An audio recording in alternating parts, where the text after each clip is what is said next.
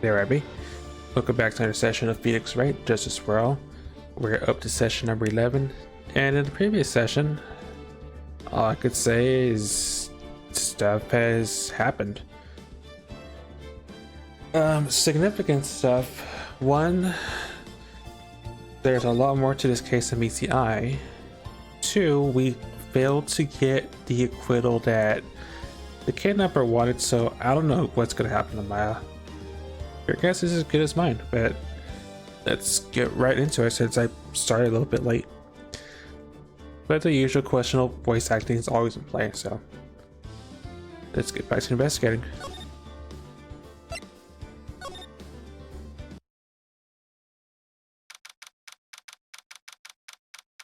March 22nd, 5:24 p.m. Wright & Code offices. Mystic Maya? Mystic Maya? There, Pearls. Can't take it anymore. Look, it'll be alright. Everything may still work out. Yeah? The condition was that we had to get a not guilty verdict. And so far, the kidnappers kept his word and has hurt Maya. And he won't because Mr. Engard hasn't been given a guilty sentence yet.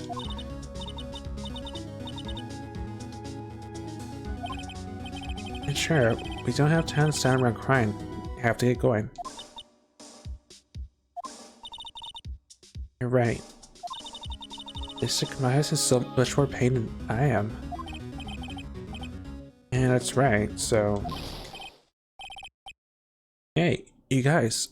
Glad I caught you, pal. Mr. Scruffy Detective?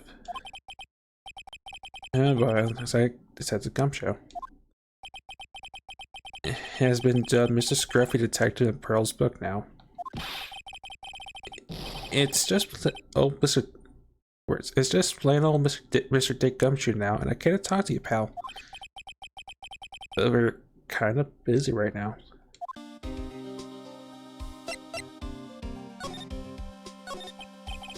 So, what are you gonna do from now on? What do you mean, pal? Well, you've been fired, right? So, do you have a new job lined up yet? Oh, that? What am I supposed to do now, pal? I don't have anything at all. I don't have anything coming in at all until my next payday. What are you talking about? You don't have another payday. ... I guess that means I'm just gonna have to work here at your place, pal. Say what? You'll be searching for things that will prove Mr. Engard's innocence all day, right? Well, yeah. So yeah, I'm gonna help you, pal. I got lots of experience in investigating and watching over people's places. And I'm great at making real simple meals, pal. I'll take care of it all. Come on, Mr. Nick. Let's let Mr. Scruffy Detective take care of things. Okay. By the way, what's your best dish? It's the noodles, pal. Why am I surrounded by people who only eat cheap, unhealthy foods?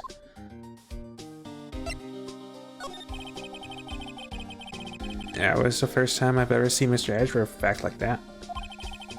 Never thought he'd say something like, didn't care if Miss Andrews killed herself. He said that? It's horrible. But because of him doing that, he got the truth finally. Truth? Miss Andrews' last testimony. I wonder if that was a truth. I'll give it that there was something strange in her testimony itself, but I still think there's something fundamentally wrong with the whole thing. You mean about that thing, pal? Why would she want to... No. I mean, almost need to frame Mr. Engard. I couldn't figure that out from anything she said all day.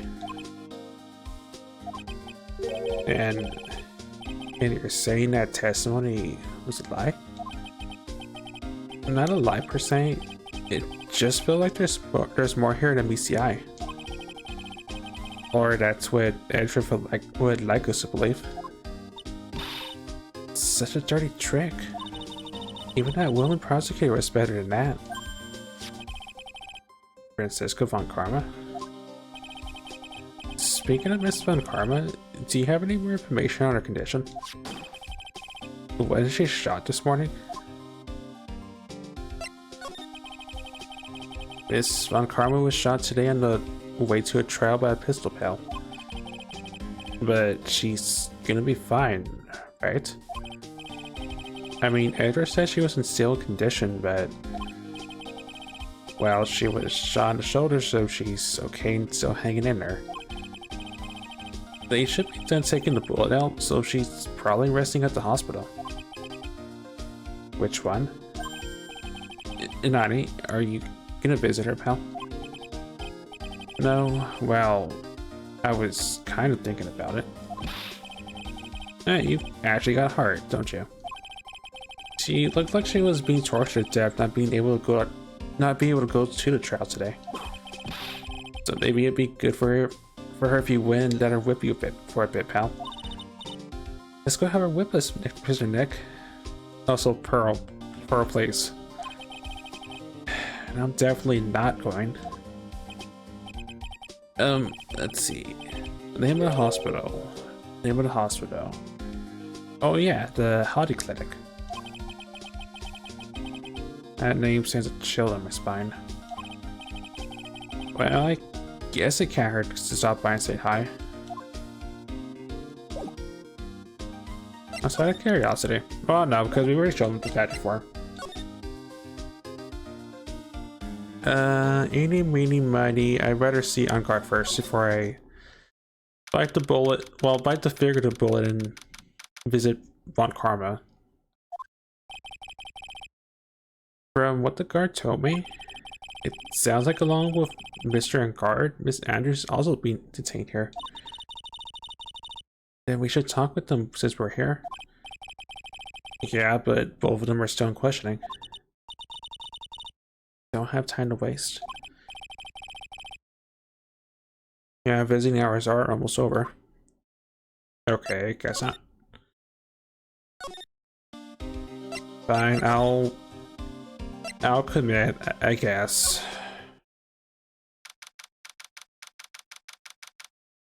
March 22nd, Hottie Clinic reception. Never thought I'd ever come back to this place.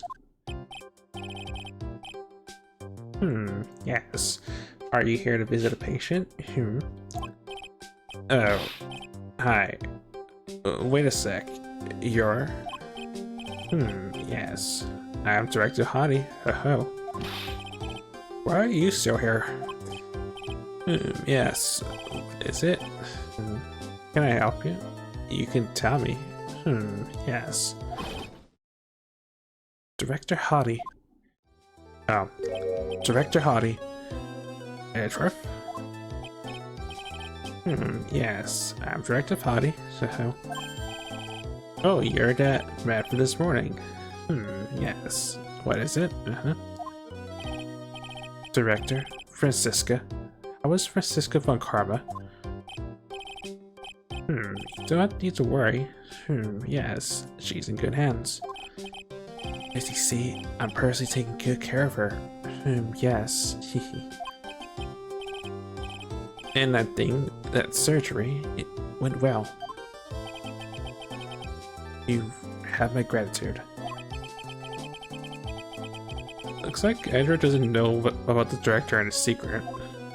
This director and his secret. She looks so pitiful, absolutely terrified.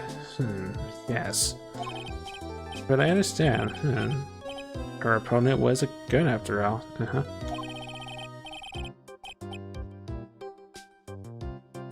And when I stuck on... I'm not even going there, dude. Not with that face. I see. Also, questionable director, please. Don't go there. And he's in. Of course he's into it. It's like Mr. Libido all over again from Yakuza 0, where go along with it. Yep. Back to your room. You're so mean. You're so mean, my frisky Friska. Why did I say the last part? So I was hoping I was hoping the last trial was the last we would see this character.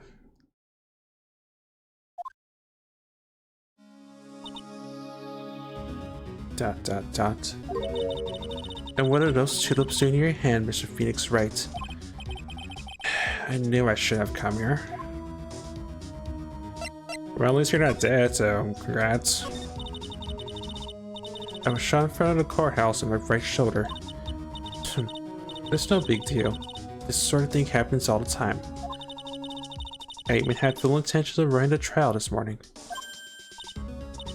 But that would have been too much for you. It's not gonna act tough in front of us, you know. Regardless, I was dragged here by that man over there. I was so unyielding, one had to simply wonder if he was simply interested in stealing my case. It's the only logical course of action given the bullet was still lodged in your shoulder.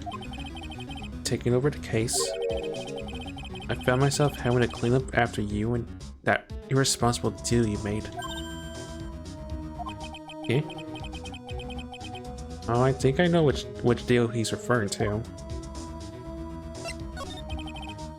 Miss Von Karma.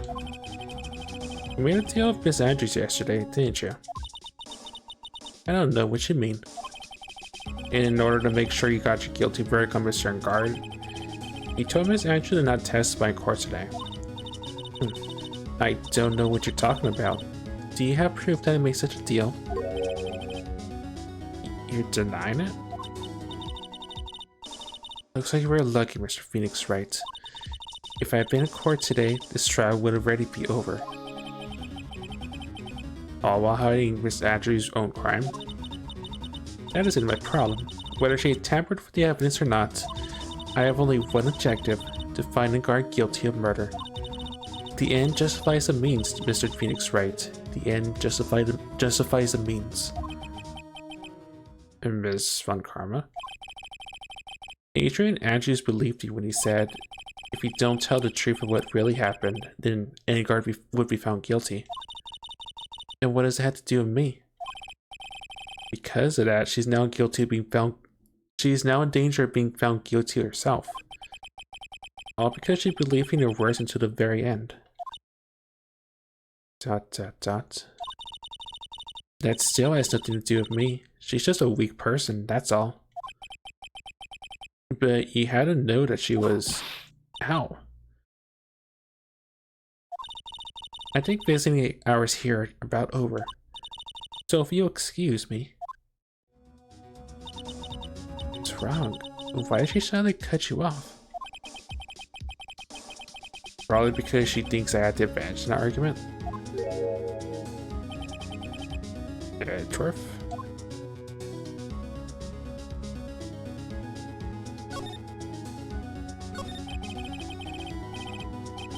What happened today at the trial, Edgeworth? That was not like you at all. I mean, I know you knew about Miss Andrews' condition. You could have made her testify as many times as you wanted, but to go that far? But she wouldn't testify about that until I said something. Listen, Wright. The courtroom is a garden of judgment. I'm putting myself on the line when I stand in there. And that's why I made this witness do the same. It's only natural.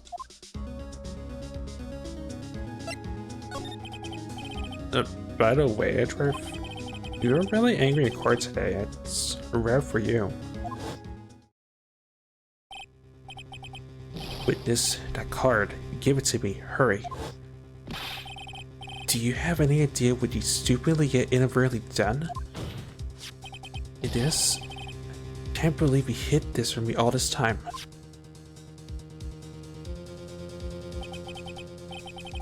card? What in the world is it? I mean this. Dot dot. Listen, Wright. This is top secret information. You absolutely cannot leak this. The Special Investigation Team has existed for a number of years, but few knew of it. I understand. The task is to find the owner of this card. A man called Shelley de... Okay, I understand the second part, not the first part. And just as his name states, he is a killer, an assassin, the best at that. An assassin? Picture card was placed next to the victim at the time of the murder. This Andrews was carrying it.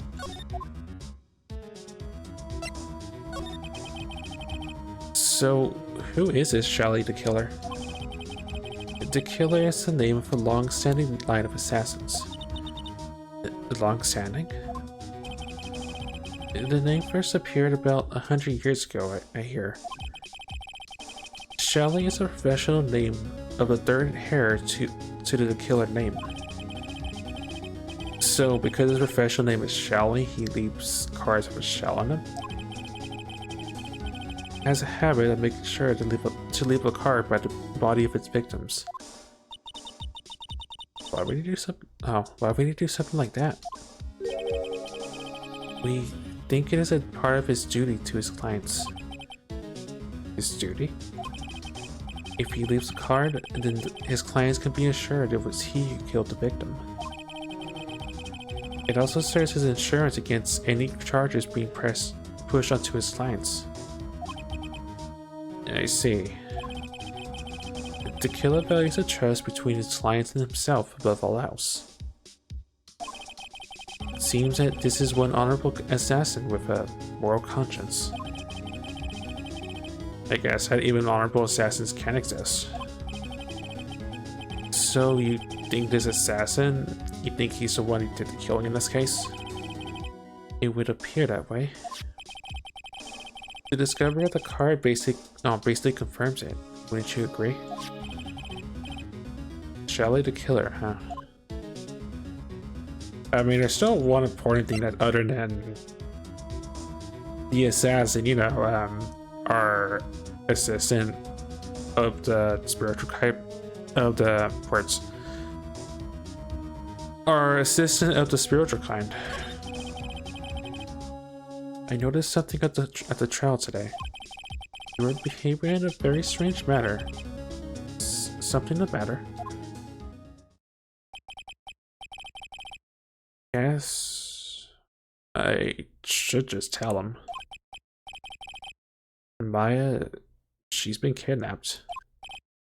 Kidnapped? What's a kidnapper want? Acquittal.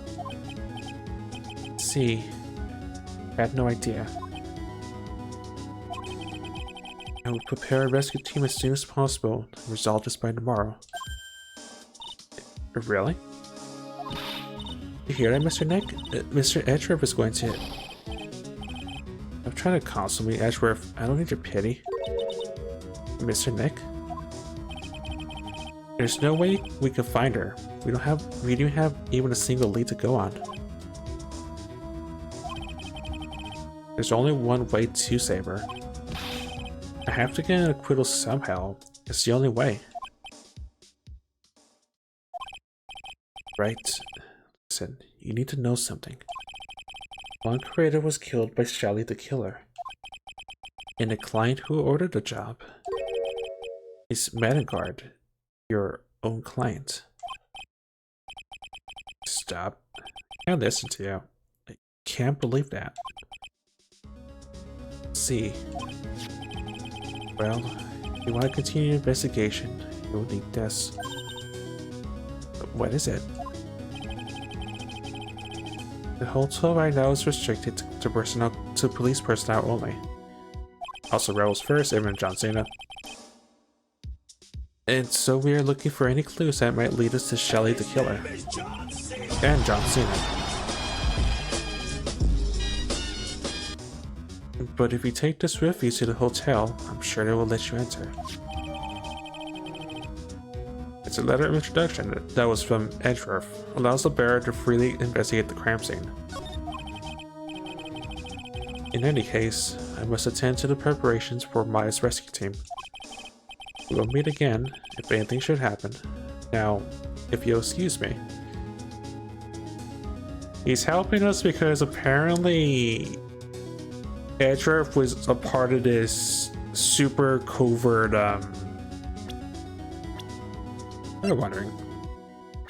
He's sort of part of this super covert, investigation team that was looking into, our kidnapper. And yeah, anime plot. I mean, anime reasons. What do you expect? But he was looking into the person that's been playing these cards, and maybe they have history. I don't know at this point. Your guess is as good as mine as to why it's supposed to be nice today. Be more friend and enemy, I guess. Mr. Nick, do you think Mr. Engard hired an assassin?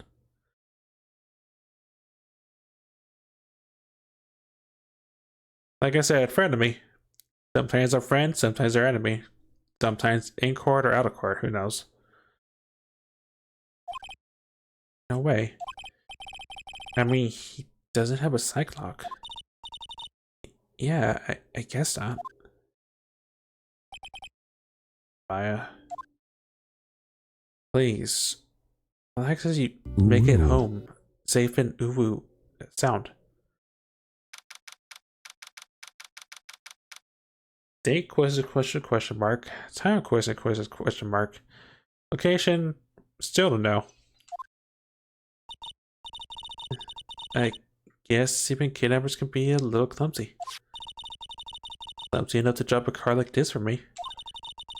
No, he said he was an assassin. I bet he's just making it up. Like how Nick does with everything in court. Anyway, let's try out the card trick with this card I just found. Sounds like I got the door open. Okay, time to go take a look around. Oh, just like that. Yeah, Spirit Realm.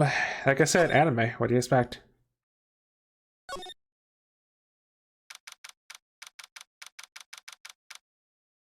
Date, time, location. We still don't know, so.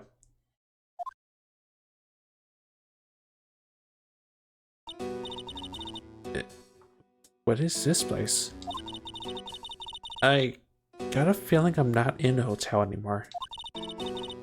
Are those videos over there? Also, I noticed a bear. I'm not sure what it means exactly.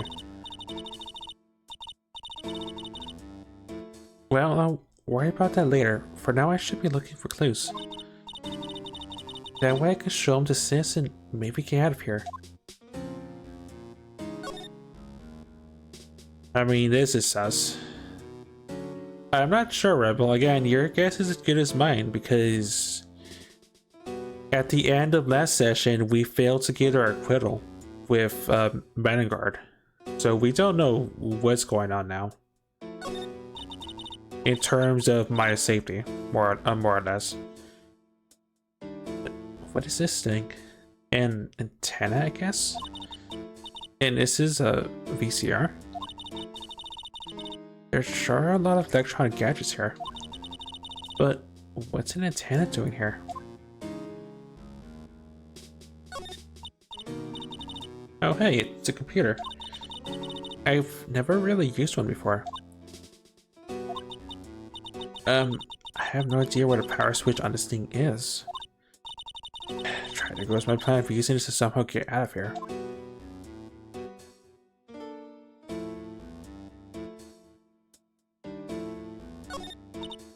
Now I imagine this is just Maya somehow seeking out because Maya, but I'm guessing her plan is she's gonna use Mia as like an in-between for Phoenix words. as an in-between to like give information to Phoenix. More or less, probably. Well, I've never seen a TV this big before. Oh, where's the power button? Oh. Ah, it's busted. I would so die a happy Samurai fan. If I ever got to see the Nickel Samurai on a TV like this. Yeah. Can't believe I just made a joke about dying, all things considered. Yes, she's still kidnapped. We still don't know where she's at.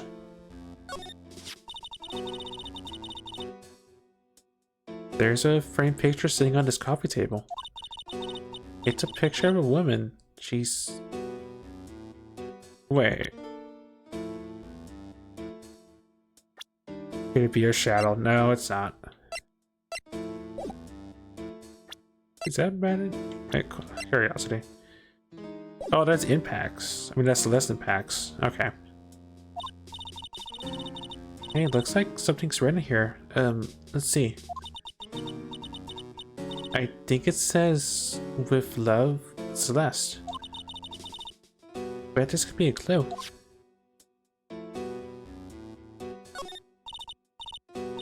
Locked, of course.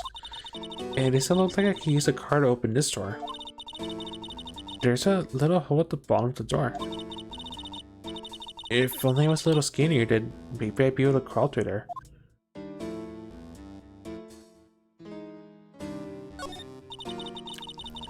It's so dark in here and I can barely see, but these kind of feel like videotapes. All of them.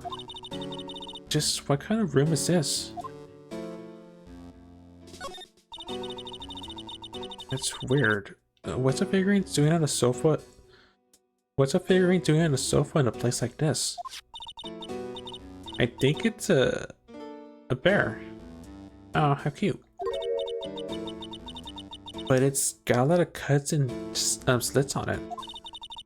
I wonder if there's some kind of puzzle or something.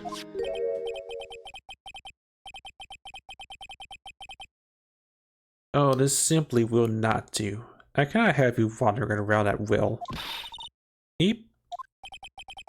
It seems that your Mr. Wright is truly concerned about you. He is? For now, I would suggest you remain cooperative. If you cannot, there are ways in which I can help you. Ways? You mean... Dead men tell no tales is how the saying goes, correct? Dead? I'm almost certain I told you on our first meeting. I am an assassin. No way. You're lying. I mean, an assassin? You are not always who they appear to be. Nick?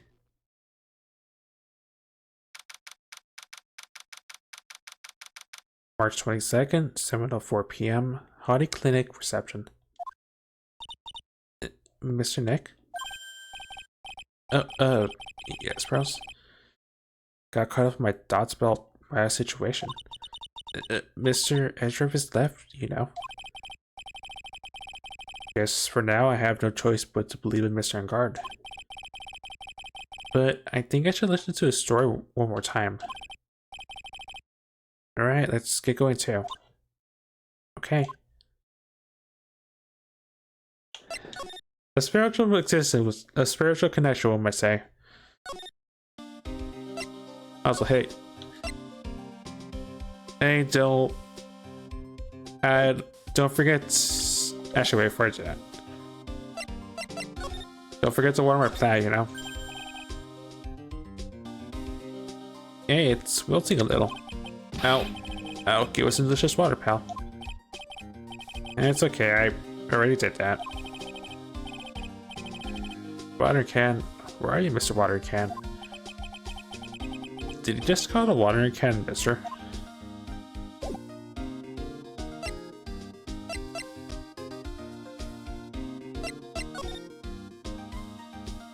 Right, so the game's hinting at us.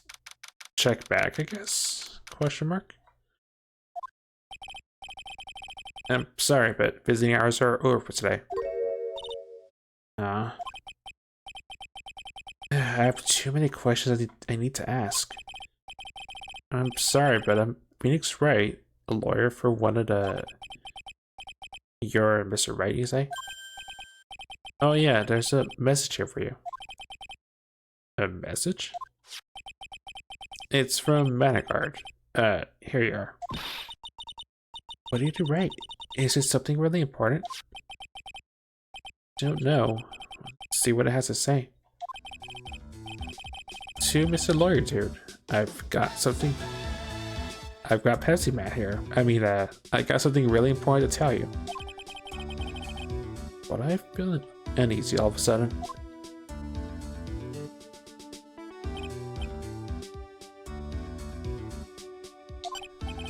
Oh, Mr. Wright. So, actually, I have a favor to ask of you. I have this cat named Shu. I didn't put a lot of food when I left the house, so he's probably pretty hungry. You think you could drop by my house and feed Shu for me, dude? My house is just a little ways down from the hotel, alright? I'm in danger! The cat's Pharaoh, isn't it? We're totally not in danger by a cat. By a hungry cat, no.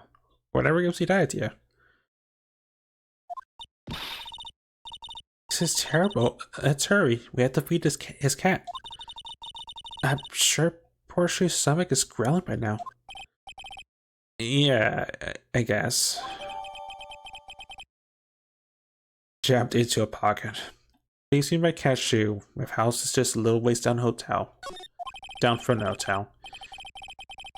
Client's request is a request. Guess I should go and check up on his cat.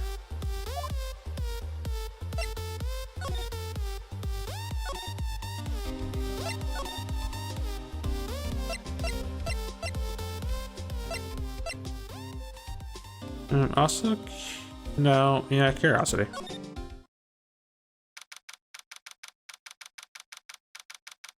Before we have to feed the cat, I guess. Dying on my hardcore Iron Man. Completed. Also, railroad pushing all the buttons today. Oh, everybody looks really busy with something or another. And they're probably strengthening the evidence for tomorrow's trial. Hey, hurry up with that, will you? Pass that victims list around. Gotta be kidding, there's over 100 people on here. Mr. Nick? Is Mr. Card really that big and bad of a criminal? Actually, Pearls, never mind. It sounds like they're working on a different case. Also, for Rebel's sake, since he's here. Oh, it's kind of cute. Mr. Nick, what is that stuffed animal's name? That's the Blue Badger. Oh, that's the Blue Badger. It was my idea. I made it. It's his pretty small mascot, you know? Oh, wow. I'll get him a signed mascot at every police station if it's the last thing I do. I hope you succeed in your mission, sir. Now, that's the one thing I will object to. So be lucky I even posted on the meme Discord, or not the meme Discord, the meme channel, or wherever I posted it. It will still haunt me for the rest of my life.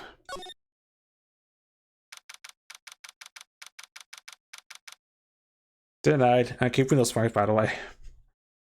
Right. Gatewater Hotel lobby. Alright now, Mr. Nick.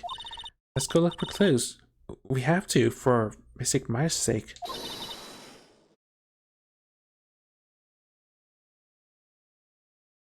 I want to say it, the meme, but I'm not going to. I have a feeling I know who it is. You shall not pass. Not a surprise. Miss Sobek? Judge event my name and turn into a gas, spiky hair pedophile. Because of you, I've been made to look like the bad guy again. Although I did get a piece of gum from Edgy Boy, just as he promised, but Ah, here we go again. Yeah. Yeah, Miss Oldbag. Keep your hands off of me.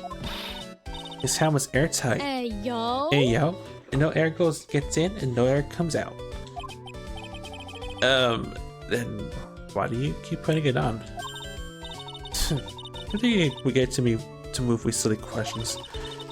You're to feed me if you want to get by. I am not hearing this. Sure, I'll defeat you with evidence. Take that.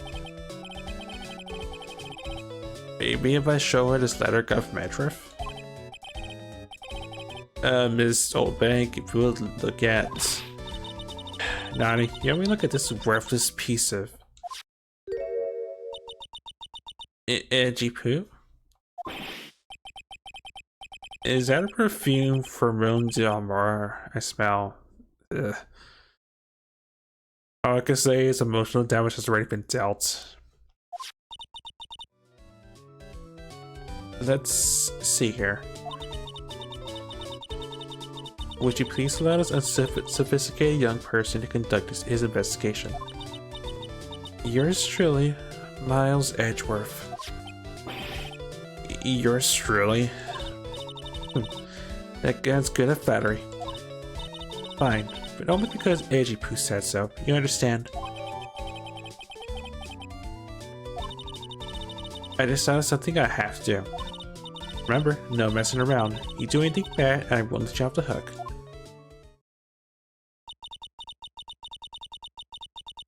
Looks like she has strong feelings for Mr. Edgeworth. That may be, but you know nothing's gonna come out of it. Is gonna come of it. It's so mean, Mr. Nick. Feelings are meant to be told and shared. Ow. Every time we talk about love, I always end up with a handprint on my face somehow. So anyway, let's continue our investigation. Okay. Rat-a-tat-tat. What? I mean, Nani? What now? One little thing before I forget. You can't go into Angar's room today. Why?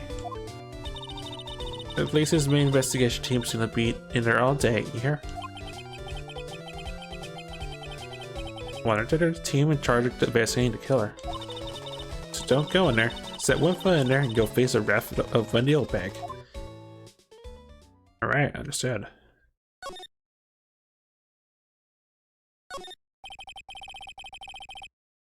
The lobby of a grand staircase always feels enormous. Right now, right, I just read that before. I think in the previous session and a half, more or less.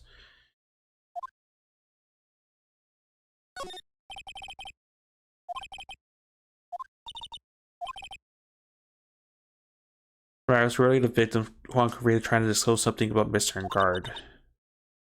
Both heroes. Why would they do something so unheroic?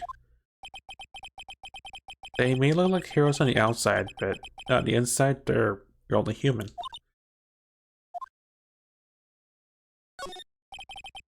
For the spectators... Right. Oh yeah. Sure, I'll feed the feral cat. What's the worst that can happen, right?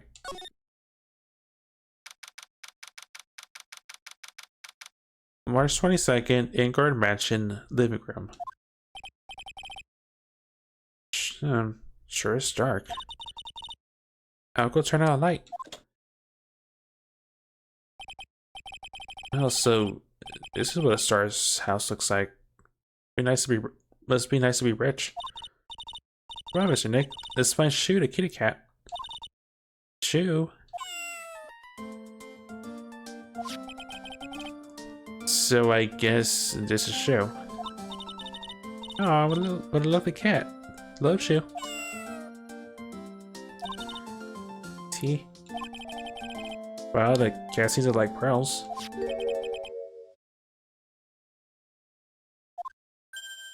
Pardon me. May I help you with something, mister? Oh, we're lawyers. Actually, I'm Mr. Ingar's lawyer. The Masters? And then, you must be Mr. Wright. Yes. Oh, it's a pleasure to meet your wonderful self. I am the family butler, John Doe. Well, nice to meet you.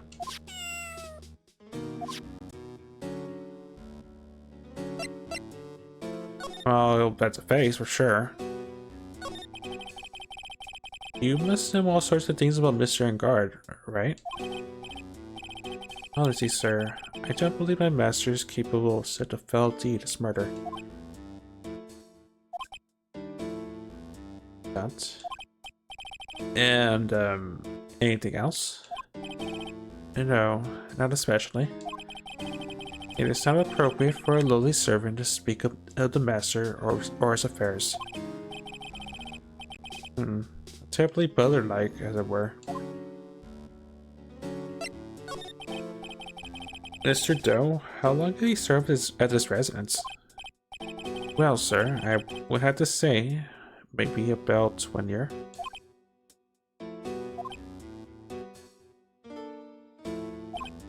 And, anything else? No, not especially. It is not appropriate for a lowly servant to speak of himself and his affairs. You know, I would have thought Mr. Ingard to kind of have a maid over a butler.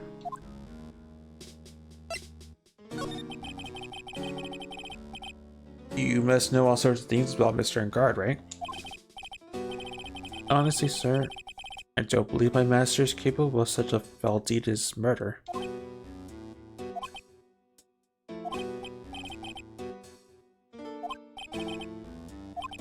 Okay, I get it. Oh, no wonder I went for the cat.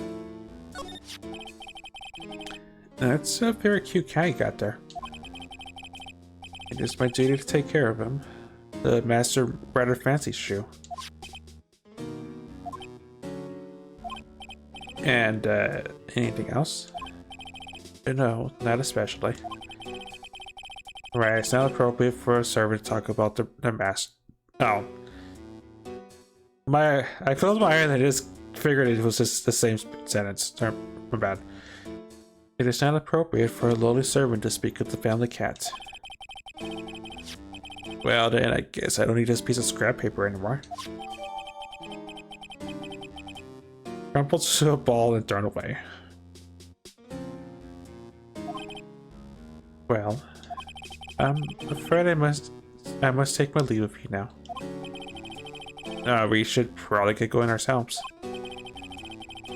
You're so young and yet already so accomplished, master at law. But there's also a lot to be proud of in being a butler and in charge of the house and all. I also hydrate as I have to. All because Rebel said so.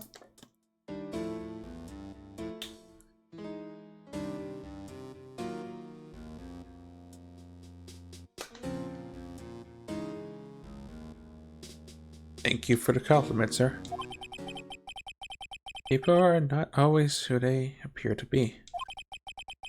Now, if you'll excuse me.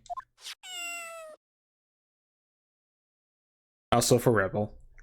There, the cat has been pet, even though I cannot examine it. My partner, I'm forced to move. Look around first. Oh, there's a giant cooking hearth there. That's actually a fireplace. How are they different, Mr. Nick? You know, I've never actually seen a hearth before, come to think of it.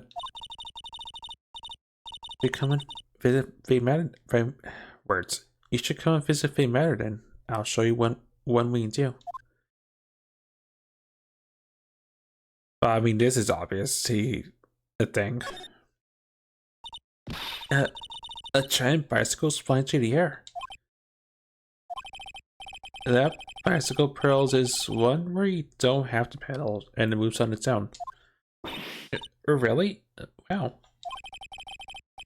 Sorry to disappoint you, it can't fly. Oh, that's too bad.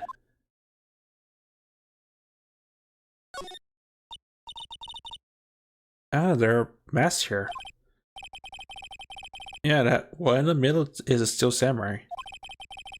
The ones next to that, the pink princess and the evil magistrate. They fought many battles against the backdrop of Neo Tokyo. Wow, you really know a lot about the steel samurai, Mr. Nick. I don't know whether to laugh or cry that I know more about that show than a kid.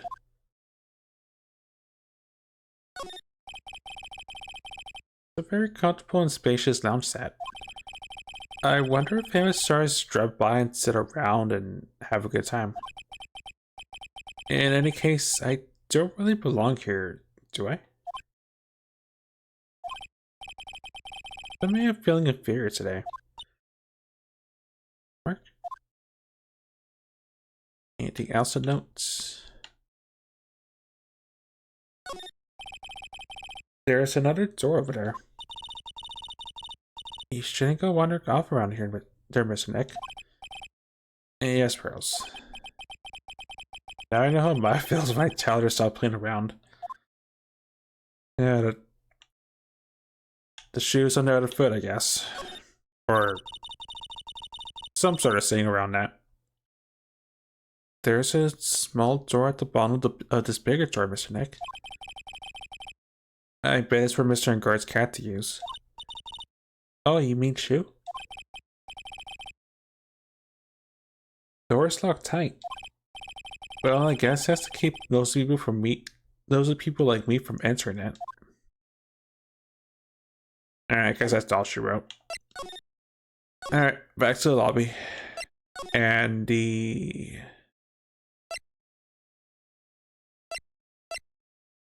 further in, I guess. Gatewater Hotel, well, hall. Looks like we're the only ones here. Yet the hotel seems so busy somehow. Probably because the police is still scouring for clues about the killer. But food. I want to eat a meal with Mystic Maya again. Yeah, me too. Whenever I watch Mystic Maya eat like she does, it makes me happy about eating, and then I can eat a lot. Well then,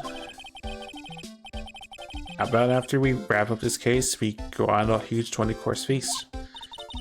Okay, let's work really hard then.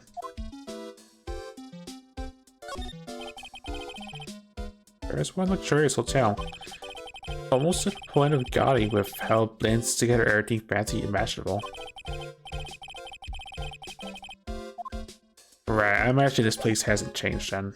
If I'm seeing the same examination link, so I'll wait does.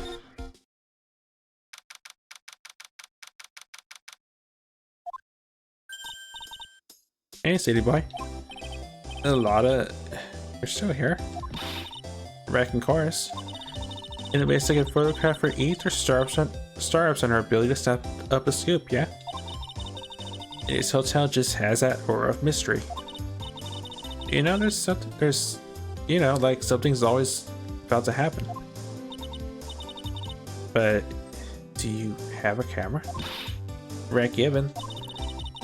The photographer's gotta have cameras out the ear like corn to be a real pro, you know? So I'm hanging around here. Speaking of cameras and feeding the mouth, do you have buying your bread teeth? Why can't you drop that deep thing already?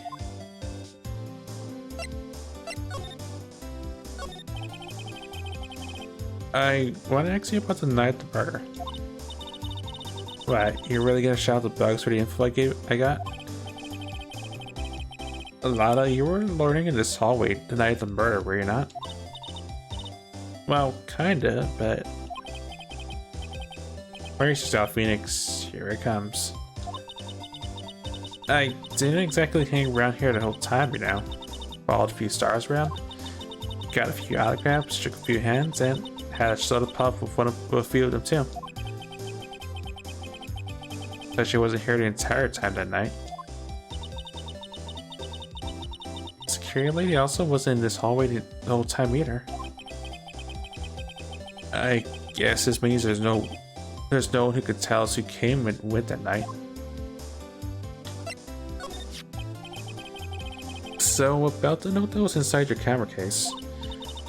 All that DDI wrote. Yeah, can I believe what you've written? You mean about the saddle belt and guard shoving his magic lady onto Karita? Yeah. Oh, well, I reckon you best not be believing that. Honey. Look, I sort of wrote down on the web, you know? Writing whatever came to mind. Whatever came to mind? Yeah, when you get down to it, I'm just a lot of random build orders.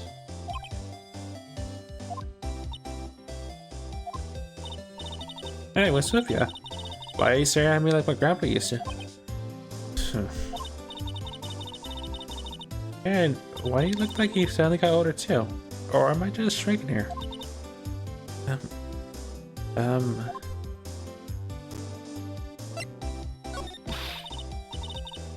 Yeah, my baby. My $1,600 baby. What's with the red-coated prosecutor anyhow? They told me those evidence and refused to give it back to me. Well, that's kind of how it is. Hey, you're a Redcoat's friend, ain't you? So put in a good few words for me and give me back my camera. Me too, what? Listen, I think I'm real good for about 5 hours, and I guarantee he'll get it back. Why don't you do your own dirty work? Well, I reckon it's time for me to get going. Tabloid photographer without cameras is a tabloid, huh? Yeah, I guess so. Keep yourself together out there, you hear? I'm coming to see you in court tomorrow. Okay, I'll see you then. Hey, you two there, little keep up the good work, okay? Okay. Don't be picky about your food now. Okay. And make sure you do all your homework, you hear? Okay. And if you happen to find yourself a camera, make sure to bring it back. Would you just leave already, please? Thank you. Will I have to hear again in some case? Probably. I'm not sure who I would prefer more. Von Karma and getting stronger into having to take the long inconvenient route, or dealing with the flaw one more time. The jury is still out on that one.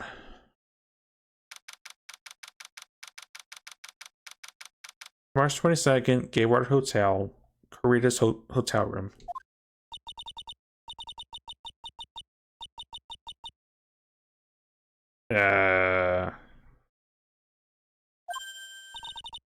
Mr. Nick? What is that otherworldly ghastly moaning?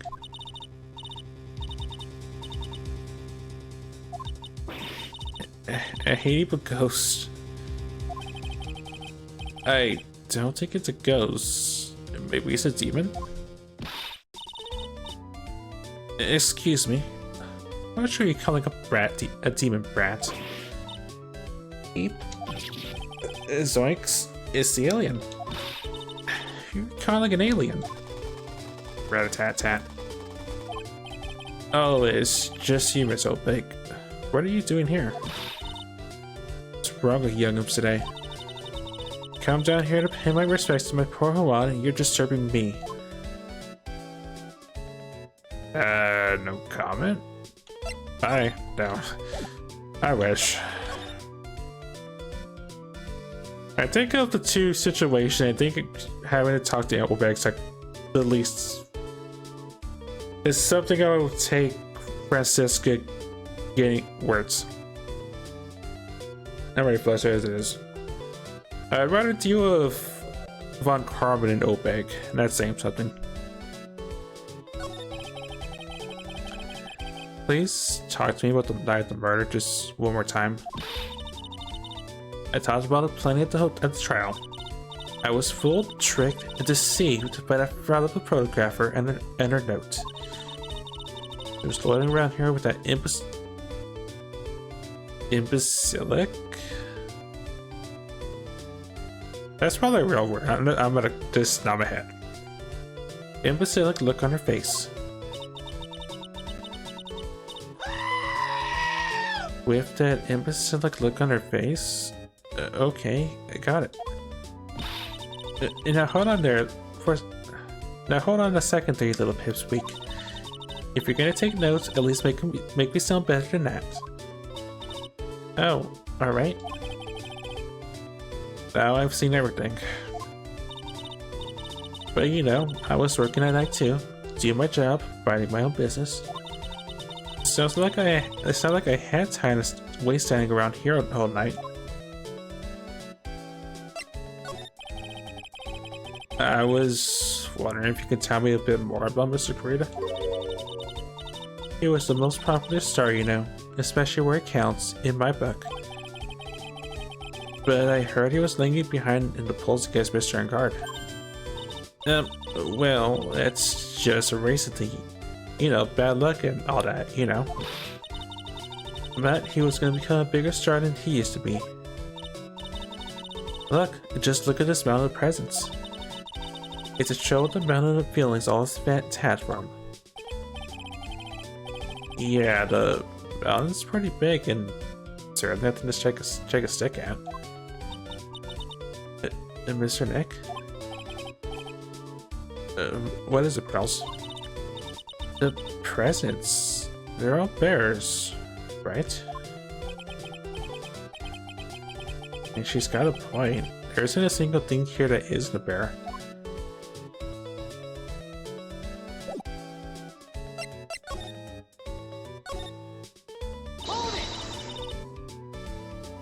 That's still a lot of bears.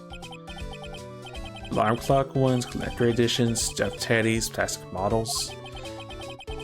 It's pretty overwhelming. The kind of bear he doesn't have. There's even a few in the trash can. Where's it? Alright.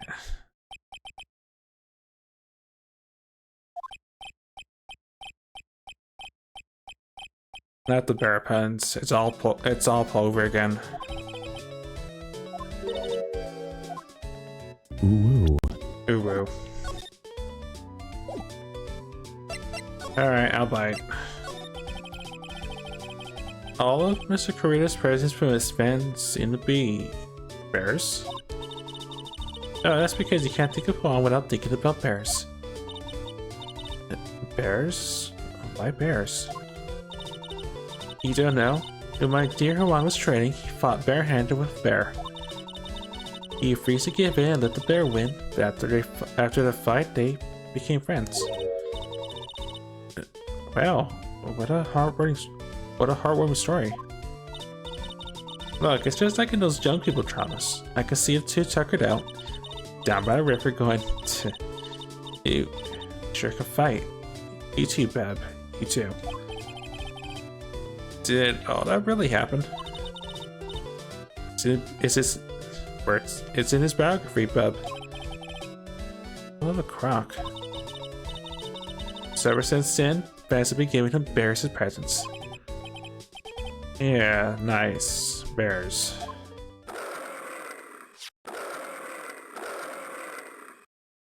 Great, even the bears have bear puns. I'm Uncle Bear and I say it's barely 8 o'clock. This infernal what is an infernal racket?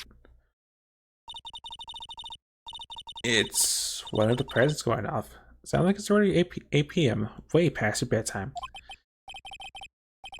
Startled me. I thought I was gonna die for a second.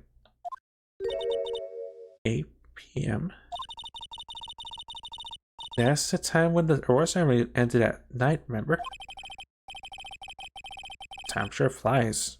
Hard to believe it's been 2 days since the ceremony.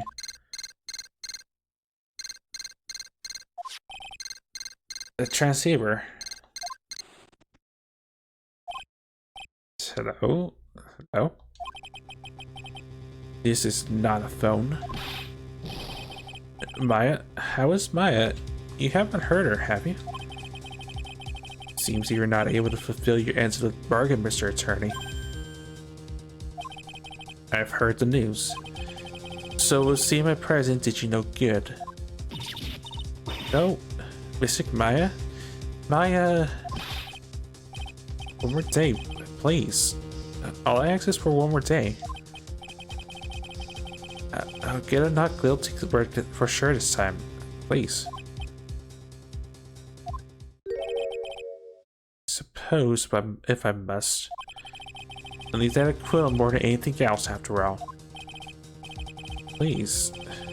Let's have Maya say something. I want to hear she's alright. Alright, and then a little... What's with this static all of a sudden? Hello? Hello?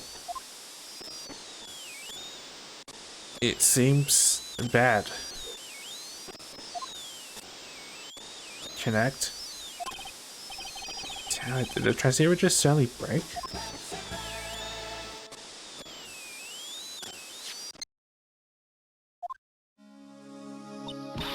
Ooh, what happened? I don't know. All of a sudden it became nothing but static. Maya? Maya? Why did a transceiver suddenly break like that? I should probably have an electronics expert look at it. Sooner the better.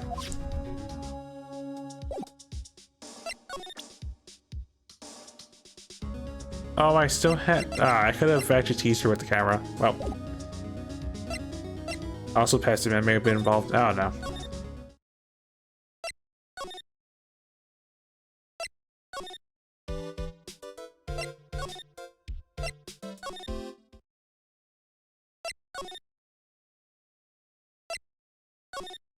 Anyone here now?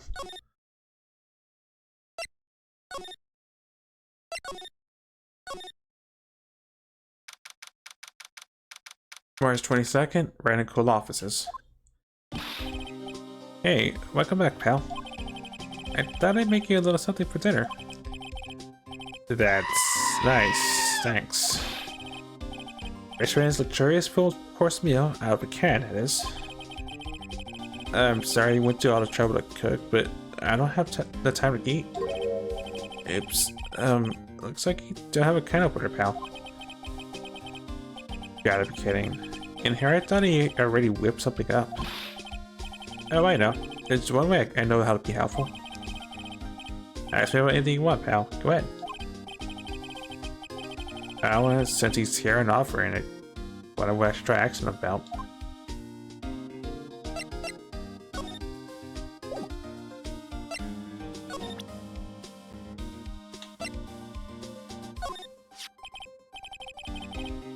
Oh yeah, do you know about this card? Andrew, for some reason, went pale the instant he saw this card. Hey, I know what this is, pal. You do? No matter what way you look at it, I'd say it's a picture of a shell.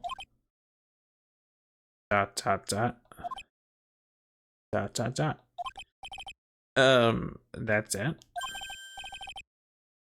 Oh yeah, that's right. Mr. Ashford really likes these cooked sail things.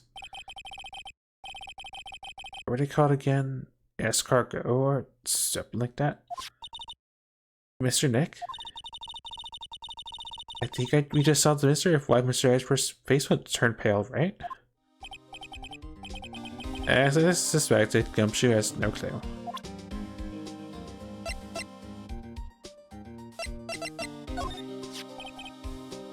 When I saw that button, I thought to myself, this is gonna prove Mr. Ngard's guilty. But it looked like there was more to it than I thought, huh, pal? You're a pro, you should know better than to say something like that. Well, I'm not a cop anymore. I just regular help her run the office now, so.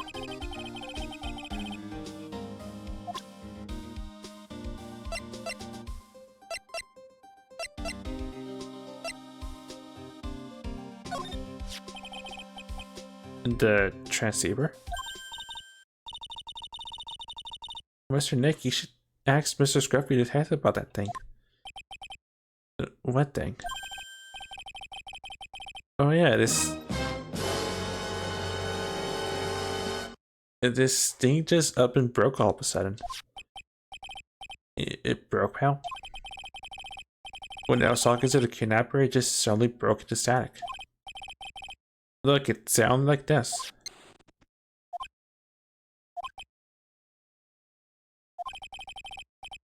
I don't hear any static, pal.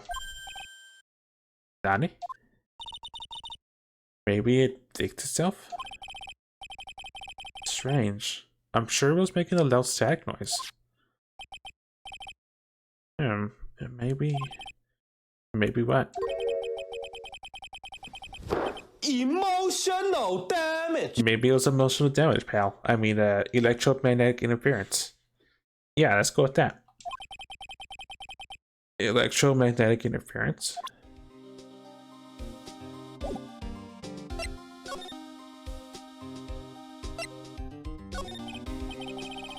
So what is electromagnetic interference?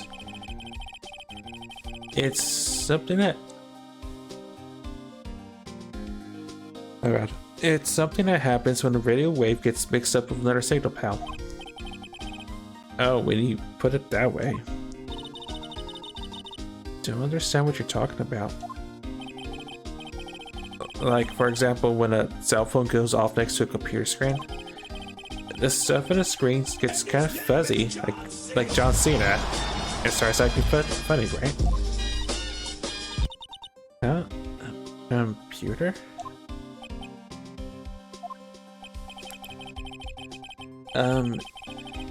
It's like when you use the dryer next to the TV and the screen starts looking weird. Oh, yeah, so TV does do that. Oh, so that's what you're talking about. She seems amazingly happy at being able to understand this.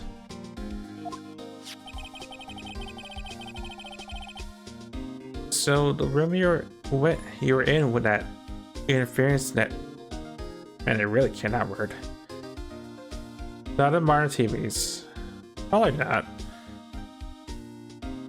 I imagine modern electronics, not so much.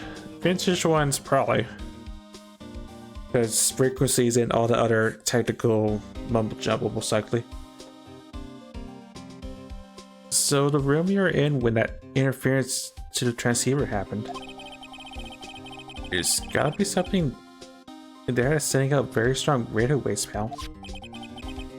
Something like a listening device or something. Ah. Speaking of that, where were you when it happened? We were in Mr. Corita's room, the scene of the murder. Nani? That's it. I'm gonna sneak into the precinct and get a bug sweeper. I'll meet you at the crime scene later, alright, pal? Wait, Gumshoe? Oh yeah, baby, it's investigating time. I'm on fire, pal. My fingers are itching to go. Yeah! We should be going too, Mr. Nick. Alright, let's go. To the clinic. No, to where we had to go, I guess. See, there. And there. I still feel bad. I probably could have just shown the camera to a lot of Heart's face and just have some witty comeback line, I guess. I don't know.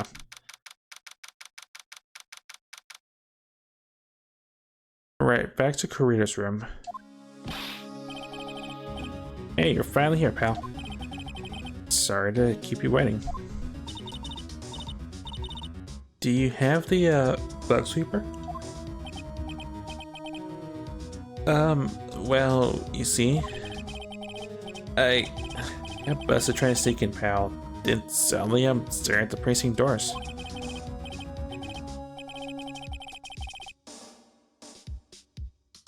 From the outside, I mean. So yeah, I couldn't get one of the police bug sweepers. What do you mean you couldn't get one? We need that item. Hey, calm down, pal. I didn't say I didn't get one. I didn't say I didn't get one, just not the police's. Wow, so is this a bug sweeper? It looks a little broken. Hey, this was made when I was in elementary school, pal. Oh, by who? Me, of course. Seeing this sure brings back memories. Hey, don't look down on it, pal. Sure, it looks a little beat up. But I put my heart and soul into building this puppy here. Your heart and soul? It'll work. Trust me, pal. You'll do the job. But you can't set the sensitivity. So it's gonna be anything that gives off it'll be about anything that gives off electromagnetic waves. But isn't it better that way? Well, anyway, since I brought it all this way, might as well give it a whirl, right, pal? I'm getting that sinking feeling again. Okay, now I'll tell you how to use this baby. There is a listening device or some sort of bug hidden in this room, pal. So we're gonna find it, right? Right. Now first, let's turn the sweeper on. Next, move the sweeper around to give the room a real thorough look-see, pal. The sweeper lets you know how strong signal is picking up, so keep an eye on it, okay? Once you find something that gets up a lot of radio waves, press that button to lock onto it. There's a lot of things here that's gonna give off radio waves. Right. Understood. Alright, I'm gonna stand outside and keep an eye out. Yell if you find a bug. Got it, pal?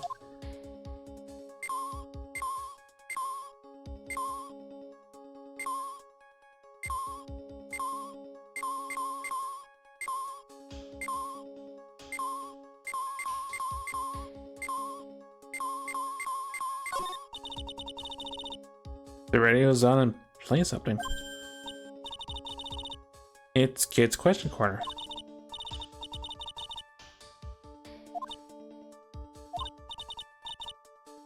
Yes, why is it, Mr. Nick? Why don't you listen to the radio program a little more, Pearls?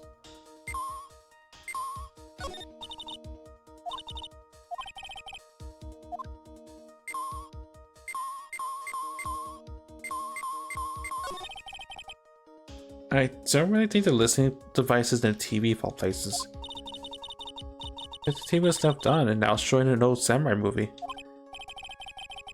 This channel plays all sorts of international movies as well as domestic ones. You know, every time I watch one of those old movies, I always think, wow, these Japanese stars are really good at English. Yeah, of course. When I grow up, I want to study Japanese. I should probably keep my mouth shut here and not destroy your dream.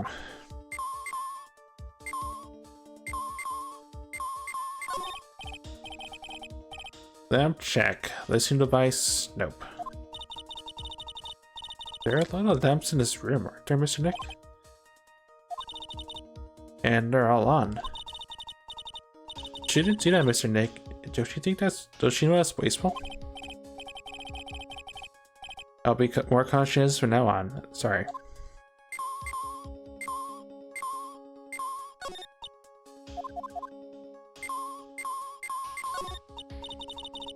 Oh, what a lovely bear. Oh. This must be one of those fancy bear-shaped toy robots. It's a robot? It's a real robot? Yeah, it's a real one. Mr. Nick? Yes. How many horsepower is it? How many horsies?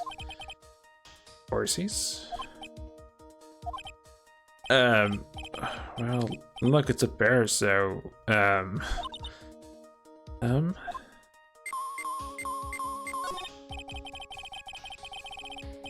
well, the phone is the most common place for a listening device, I'd say. But let's take the receiver apart first before we get ahead of ourselves here. Well, you know a lot about electronics, don't you, Mr. Nick? Outside, especially when it comes to taking them apart, it's my specialty. I'll leave the fixing part up to Gumshoe. So, is there a listening device in there? No, and I really thought it had to be in the phone too.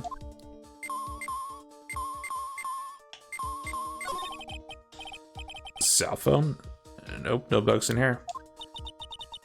A cell phone? Nani? Don't tell me you don't know what a cell phone is. I'm sorry, I've never seen one before. Now that you mention it. My cell phone couldn't get any reception while I was staying in Kieran Village. And Pearls has never lived outside that village, so... Well, I guess I can't say it's possible to live without one.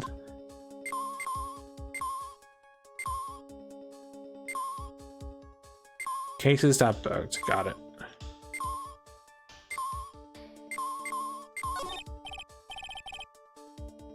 Right, it's not in that lamp. Got it. Or that one.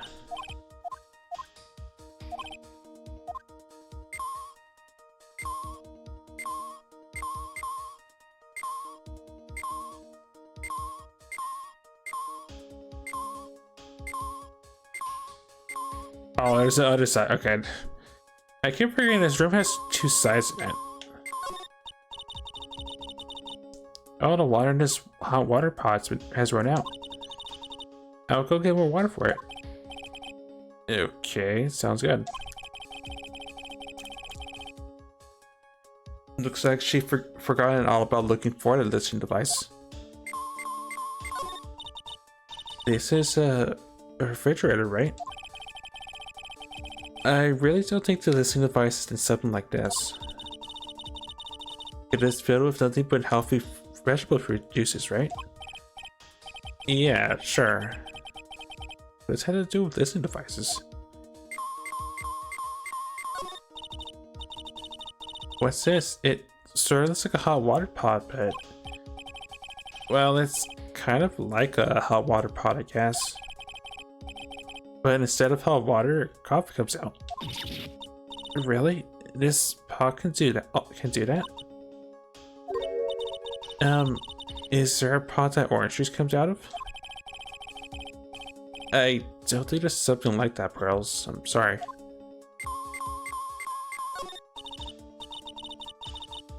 That's the same thing. I thought it was something different. Never mind.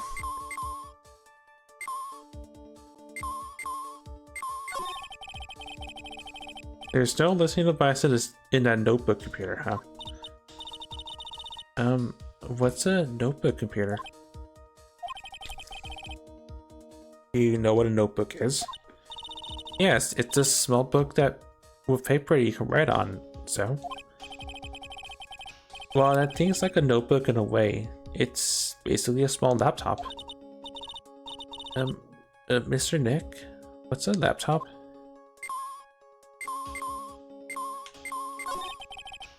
TV's remote control, but you just look at the listening devices in there. So I was thinking, I wonder if a TV remote works on other things, like, could I make you change your expressions like TV channels? Zap? Hey. But if I could, oh, the people I would love, I would give the old mute button to. Well, I don't think it's gonna work out. It's gonna work on me. Why don't we try it on mine tomorrow, okay? Okay. What's this?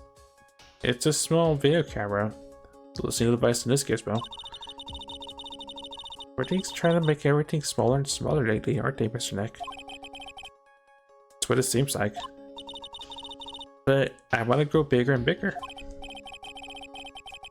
Well, eating only vegetables isn't going to help you there. You have to eat meat too.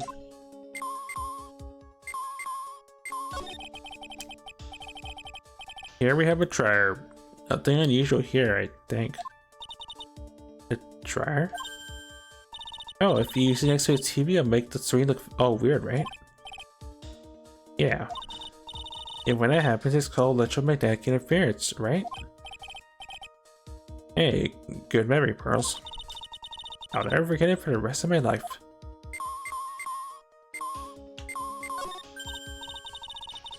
Wow, there's a really delicious loaf of bread in here. Looks like it's been on keep warm all this time since the murder. Well, Mr. Scruffy the detective always says, gotta keep the trail and crime scene warm. I think the keep warm in this case is a little more metaphorical.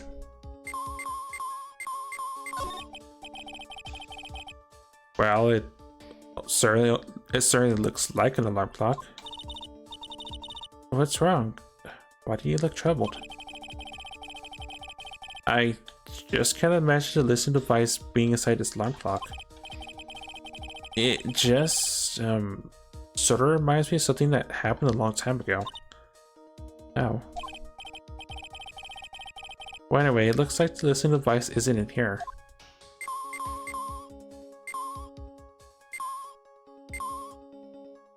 Anything?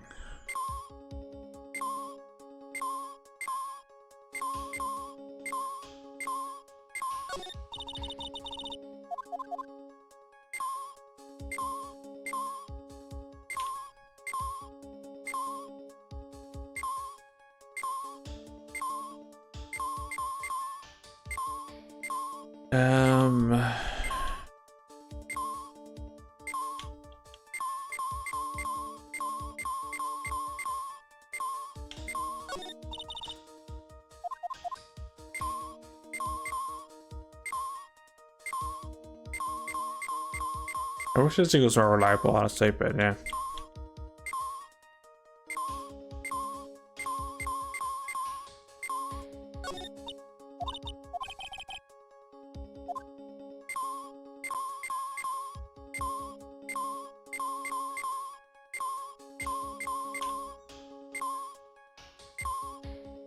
It's still amusing seeing so many bears, but at the same time, I don't see anything on this side.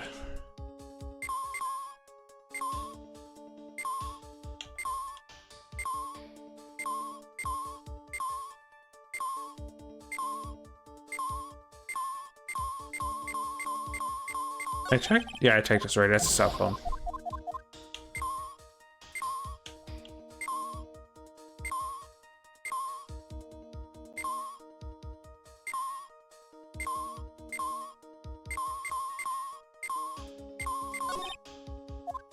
Alright, it's not this lamp.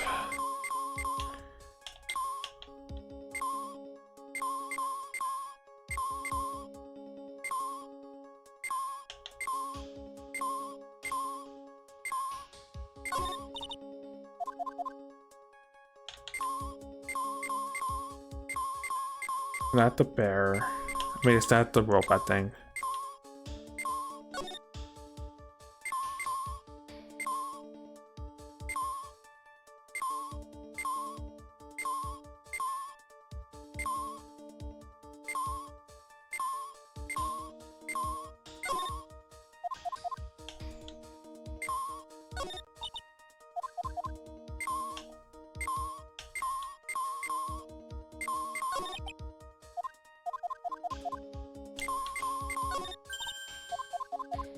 Not that.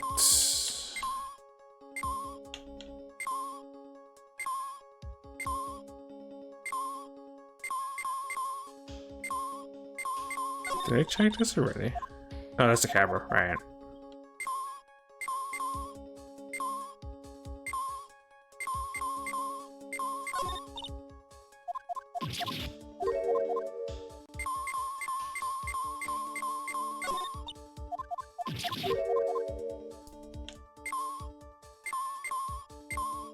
Now, this is a giant stuffed teddy bear, right? It's the biggest one I've ever seen. Hey, so you guys finding it? Listening device, I mean? No, not yet, but this bear's eye is... Let's see. A perfectly normal stuffed bear with some really strong radio waves. So you found a device to me, pal. Let's do this big fella's eye on and see what we've got. No, you can't. Such a violent act. No.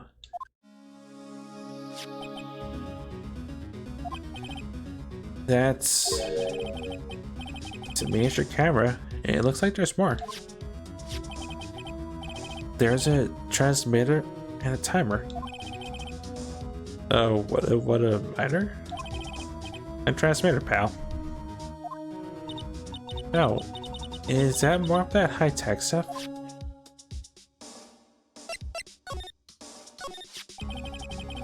So this tiny thing is a camera? Yep, it's a pinhole CCD camera, pal. It's a small high-grade camera, video camera mostly used in security systems. So it's a video camera? It runs on a battery which comes within the set. But there's no videotape in this camera. Oh, so not Rebel. This is only the camera part here, pal. A tape recorder with the tape inside is in it words. A tape recorder with the tape inside is somewhere else. Somewhere else? The footage is changed into radio waves and then it's sent to that recorder. So it's sort of like a TV broadcast, isn't it? Hey, no, you're right. It's a spy camera. It was set to record the victim's room from 8 p.m. for 1 hour. Was running at the time of the murder. So, what's a transmitter? It's a device that sends the footage the camera took to a specific destination. It's like a video version of a listening device, pal. It looks like it's attached to a small clock-like thing. Oh, that's a timer, pal. You can set it to turn the camera on and record it at a certain time with it. You can set it for a certain time? Yep, let's see. This looks like it was set to start. Sorry, I cannot stop yawning today. Like it was set to start at 8 p.m. and go for 1 hour. 8 p.m.? That was the time the award ceremony ended. It's still 8 sets, so it's been recording every night, I guess. Mr. Detective, how long has this bear been here? I'm pretty sure it's been here since the night of the murder. Then maybe?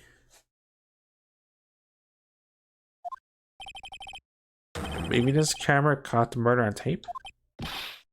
Nani? And if you think about the angle the bear is at, it's bound to have a clear shot of the whole crime, pal. It's a transmitter. It changes the footage taken by the spy camera into radio waves and transmits data. So there was a camera in this bear's eye, and it was disguised as a present. I'm sure it was here on the night of the murder, pal. It's pretty big, so it stands out pretty well in my mind. But maybe Mr. created this present. I don't know, pal. But this means that someone out there's got a video of what happened there that night. Isn't there any way we can tell who this person is? It's impossible, pal. Radio waves can be sent almost anywhere, so there's no real way to find out. Oh. Is there really no way to find out? It's a stuffed bear. The spy camera is set in its right eye. It was found in the victim's room. I forgot it. Nani? Hey pal, let me borrow this mini camera for a bit. What are you gonna do? I'm gonna go around to the electronics shop to see if I can find out who bought this. Impossible. I mean, it's already 9 p.m. Leave it to me. Even if I had to search all night, I'll find your man, pal.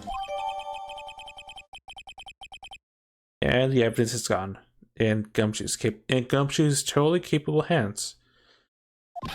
I'm probably not seeing that camera again. Probably. Oh yeah, baby. It's investigation time. I'm on fire, pal. My fingers are itching to go. Yeah. He's gone. Yeah. But Mr. Scruffy Detective sure is a nice man. He's pushing himself so hard, all for Mr. Maya's sake.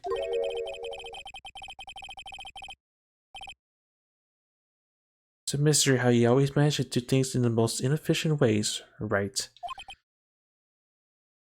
Of course. You'll have to excuse me. I heard your conversation just now. Edgeworth, what are you doing here?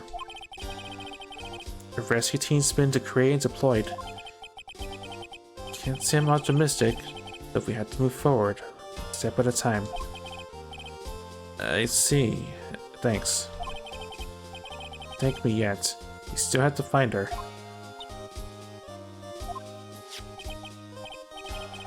So, there was a spy camera hidden inside this stuffed animal, huh? One lucky man, right? Yeah? Do you know this stuff very, little girl? I have no idea. Of course not. The maker of this bear is a very expensive luxury brand from overseas. It's completely handmade. There are only a small number of those exported here. And Nani? Camera distress receiver that Scatterbrain Detective took with him are dead ends. Said those can be bought anywhere. However, this bear is different. Tracking how it got into this country, this bear can tell us who the buyer is. Can he really do that? Mr. Nick, can he really? Well, I guess so. It's 9 p.m. I think I can still make it in time. Yeah. I'll be taking this for now. Sure you have other things you have to do. Oh man, now Edward took the entire bear out of my hands. Thanks. See you soon, Wright. But wait. And Nani? Why are you doing this? I have no interest in explaining myself to someone who cannot comprehend. But besides that, Wright, till court reconvenes tomorrow, you should concern yourself with this question.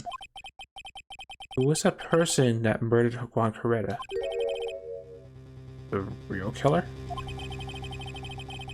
Do you really think that it was still... Or do you really still think it was Adrian Andrews? To be honest, I don't know anymore. Still have a little time left. Find the truth, Wright. Everything begins with the truth.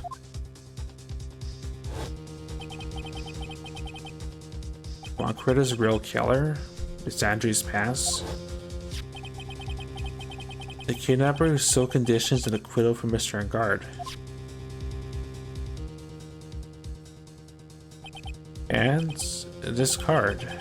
Shally the killer. The only way I can save you now is to find all the answers to this case tonight. I don't understand what your real intentions are, Edgeworth. But as he said, all I can do for now is find the truth. To be continued in a few minutes. Time. Oh, it's not even close to 12. We could definitely go a little bit more, but I'm gonna stand up and stretch because if I'm yawning, that's not a good sign for me. So I'm gonna stand up, stretch. I'm gonna load another music on my list, and we'll be back in a few minutes. Get these mid rolls out of the way. We will go with.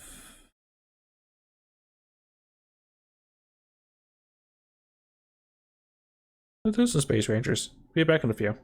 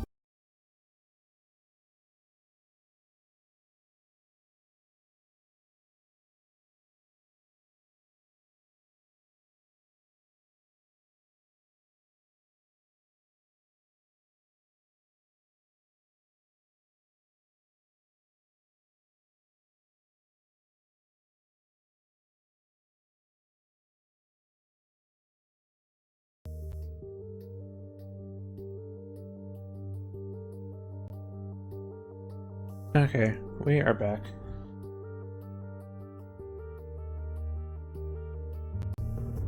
Just gonna switch scenes and we'll get back to the case at end.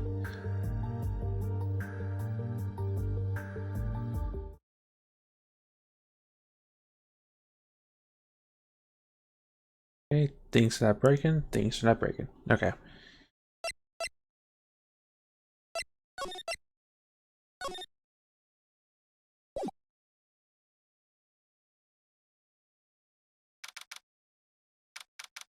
March 22nd, 9:14 p.m. Hayward Hotel, Korea's hotel room.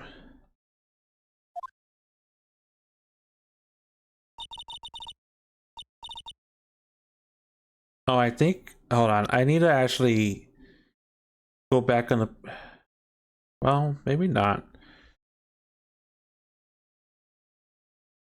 I may have broke something when I was checking on a Bluetooth device. I hope not.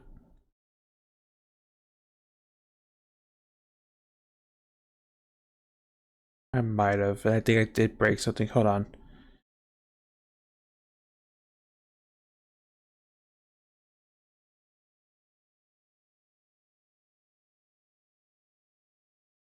And if I did, then well, I'll end the stream and resume it, and I'll have to stitch it. I'll have to stitch set sessions together. But I hope I didn't break something.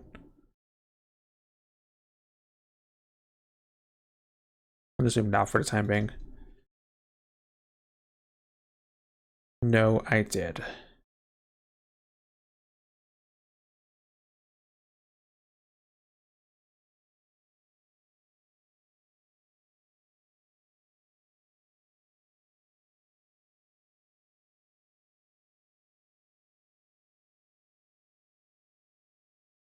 So serious? Why must he derp so hard?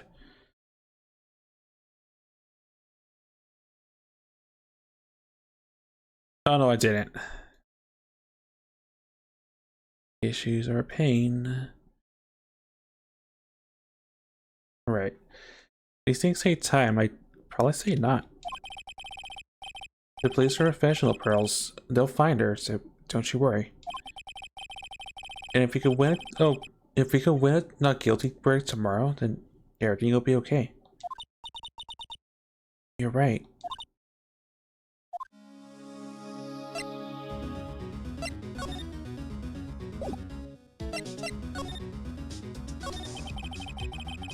So the real person who killed Mr. Kurita was that assassin, Mr. Shelley the killer, right?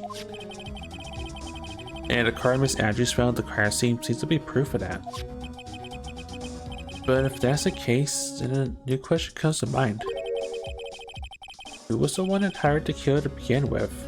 Who is his client? You mean, who asked for the murder? That person didn't want to burn their own hands in blood. But whoever this client is, they're still a killer.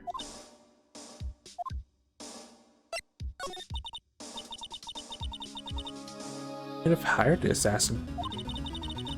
Do you think it was Miss Andrews? Wonder. But if she was a client, then why could you all the effort to stab a knife into the corpse herself? But if Miss Andrews wasn't the client, then no, can't be. Radegard himself? If Radegard really did hire the assassin, then he's not innocent at all. Far from it, he'd be guilty of the crime. But it can't be Mr. Ingard, right? I mean, when we first talked with him. Mr. Ingard, I'd like to ask you one more question. Did you kill Mr. Juan Coretta? Alright, just so we're clear, dude. I didn't kill anyone, and I include Juan Coretta, okay? I didn't see any psych locks at the time. Actually, that reminds me. Do you remember something, Mr. Nick? Yeah, something Miss Andrews said at the trial today. She said something interesting. So what is this interesting thing? That's right, you didn't hear it, did you, Pearls? Juan had bet everything on a jamming ninja this year. And if he lost the Grand Prix, he's gonna make sure Matt was going down with him. That's what he thought anyway. It looked like somehow Juan had his secret words. Juan had in his hand a secret so powerful that it would destroy Matt's acting career had it been revealed. Mr. Engard's secret? What is his secret? Don't know yet. But for now, let's think about it this way. Mr. Kurita was gonna reveal this secret. That means Mr. Engard had plenty of motive to have Mr. Kurita silenced. Which means we have to meet with Mr. Engard. There's no way around it now. Right.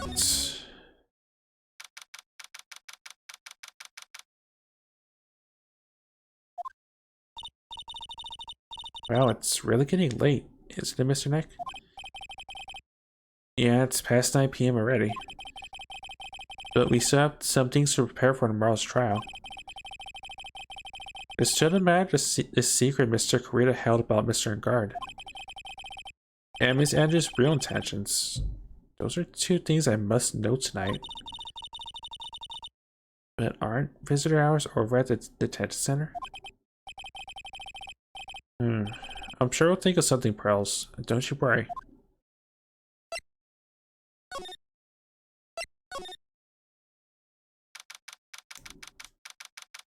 Alright, back at Vale Hall. Oh.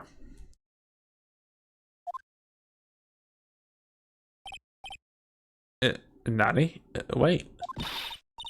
What is a whippersnapper? All I know is nothing that has anything to do with you is ever good. Just like now, I was handed a strange device for who knows what reason. And I was told to use it to search the whole hotel. That's the bug sweeper, isn't it? The one Gumshoe made? I don't know, and frankly, I don't care. But the request came from Edgy Poo, so... Edgeworth? And he said... Feel angry, direct your anger at that unsophisticated lawyer. So I'm gonna feel free to direct all my anger towards you. Gee, thanks a bundle, Edgeworth. What a pal you are.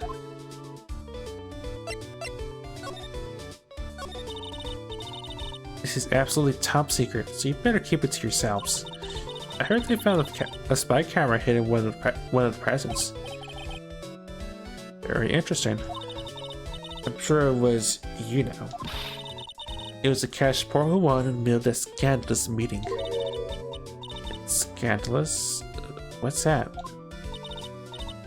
It means, well, you know, that gossip that's been going around by my dear Juan. Oh, you mean that thing about Miss Andrews? But I'm sure she must have had some reason for getting close to Mr. Kurita. I'll let you know another secret, Youngum. I know who planned that spy camera. It was an obnoxious, puffy-haired photographic girl. The nerve of some people. Spying on people by herself, as if I wouldn't want to see it for myself too. Well, the alien actually admitted her true intentions were a change. I don't know what you're thinking exactly, but I could bet it's something good. But I didn't say anything. So you want to know about Juan and that manager, right? Actually, as I hear it, there are something about refreshing paradox too. Oh. I tell you, Juan really welcomed the manager with open arms, I heard. That manager? What are you talking about? So no, that manager woman Juan had. It's a shame she killed herself, though. You're talking about Miss Celeste Pax, Miss Andrews' mentor, right? Yes, that's the one. That's the last girl. She was supposed to get married, you know. Married? You mean to Mr. Kurita? Really? You young kids today don't know anything, do you? That girl Celeste killed herself 3 days after the marriage announcement. 3 days after the marriage announcement? What in the...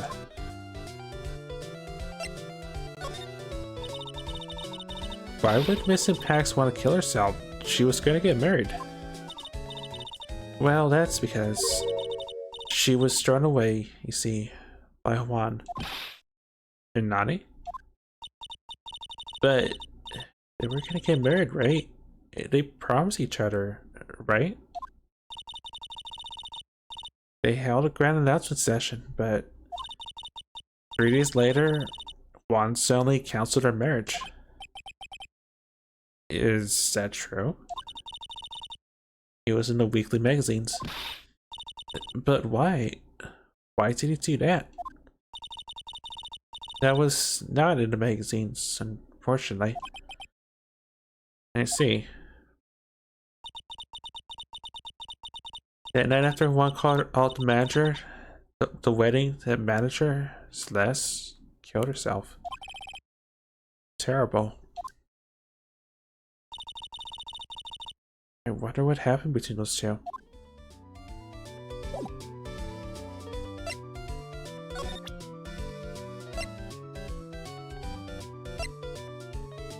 Out of curiosity. Okay, never mind. Thanks for the information. I'm off. I've had enough emotional damage related to Old Bag as it is. On a night, there must have been at least a few hundred people here. Yeah. I guess the people are done with their questioning and investigating. Looks like things here in the lobby have finally calmed down. It's the same information.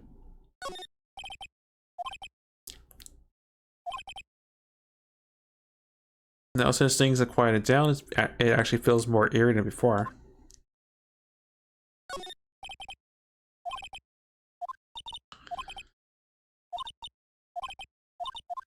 Right, so I guess there's something new here then. Just plot. Well, not really plot, but stuff. And things and other stuff.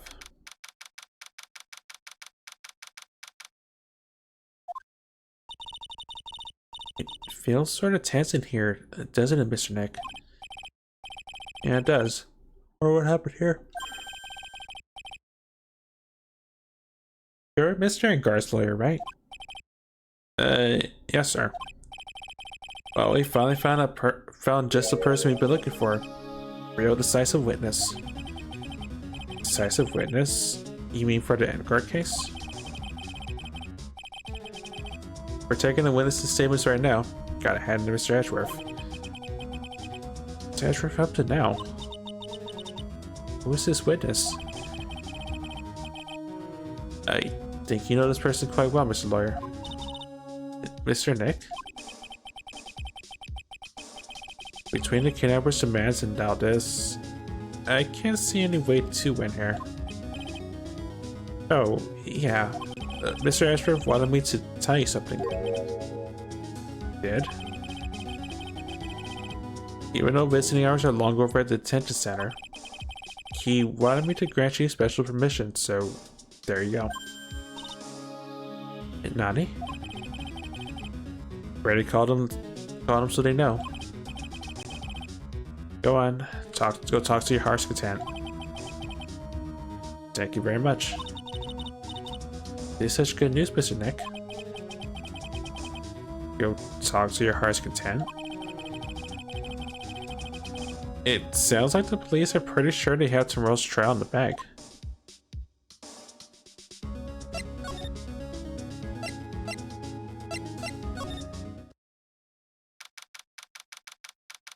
Right, detention center.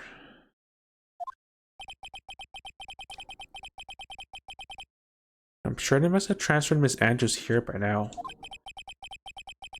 So that means both Mr. and Guard and Miss Andrews are in this detention center.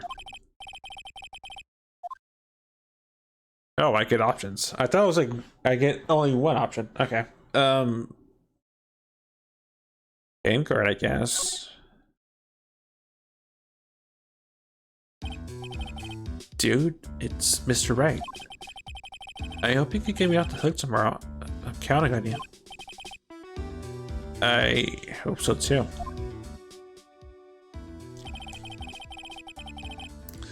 Andrew just dropped a bombshell on me by saying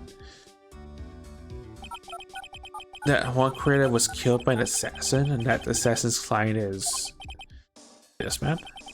Vanguard? What's wrong? Mr. Vanguard? There's something I must know with 100% certainty. You seem kind of different. You're totally not like your usual lawyer's dude self.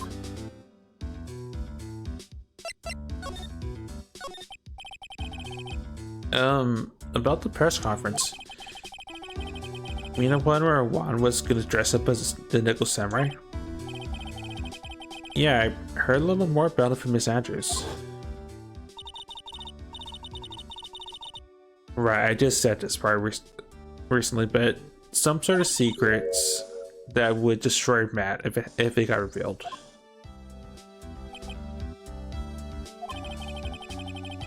Could you please fill me on what this secret is, please?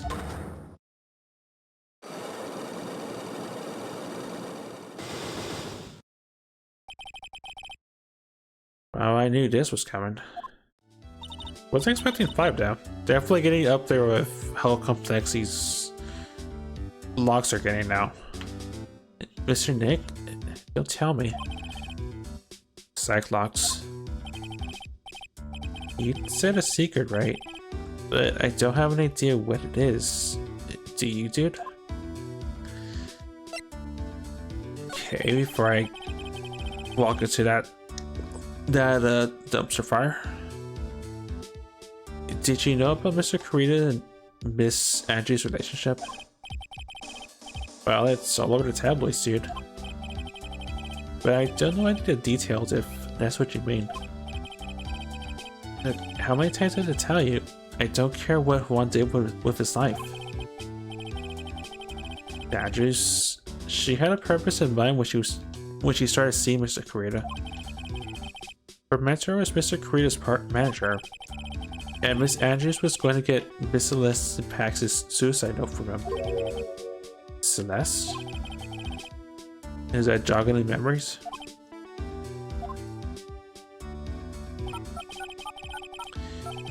Dude, I suddenly just got totally hungry. You up for a pizza? My treat? Mr. Nick? What's a pizza?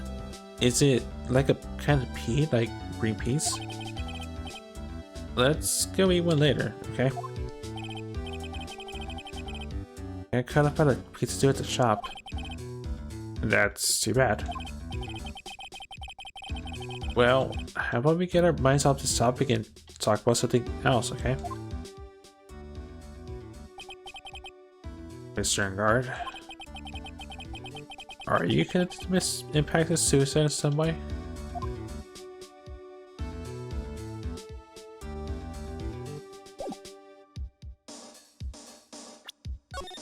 Okay, I guess I'll dare, but I may have to talk to Andrews first, but I'm curious.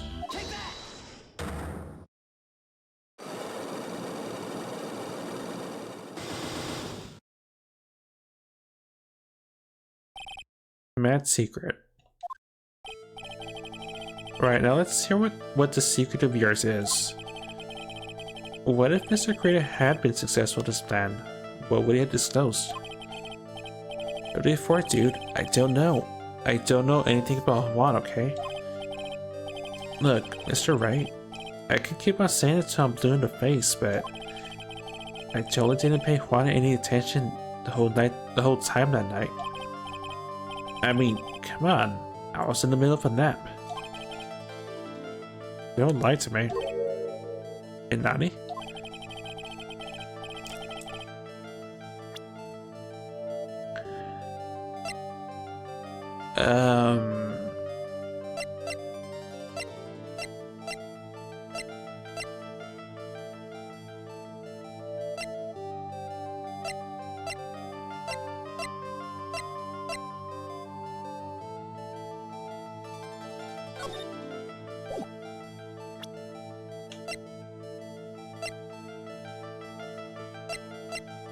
Do I have anything that would signify that?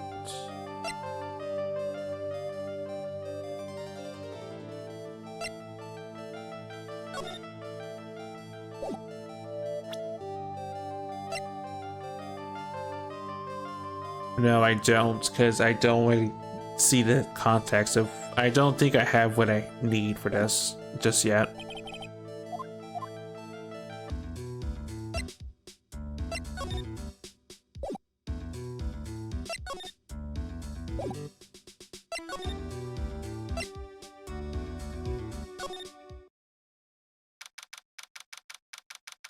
Right, criminal affairs again.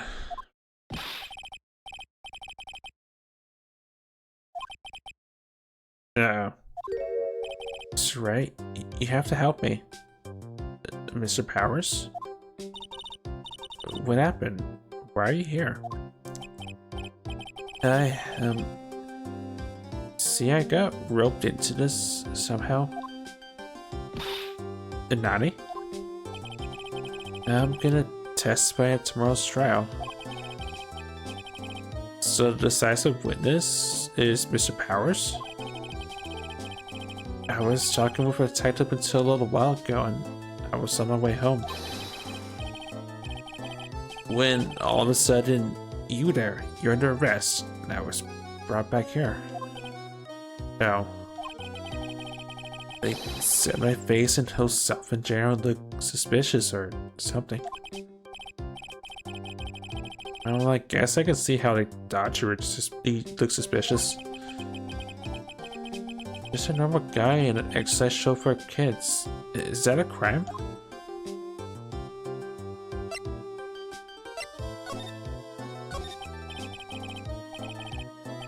So about this testimony you're giving, what are you going to talk about? Really don't know yet.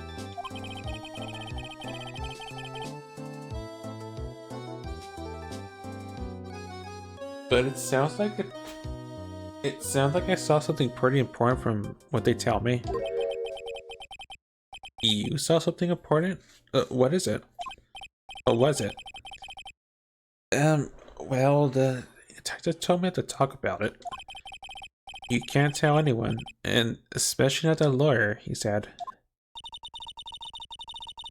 Who do you think is that? Words. Who do you think is that detective? That lawyer the detective was talking about? I'm gonna take a bold guess and say it's me. Yeah, you got it. Mr. Nick? Mr. Maya and myself are your only two allies in this whole world, but it's alright. I don't really have a lot of friends, do I?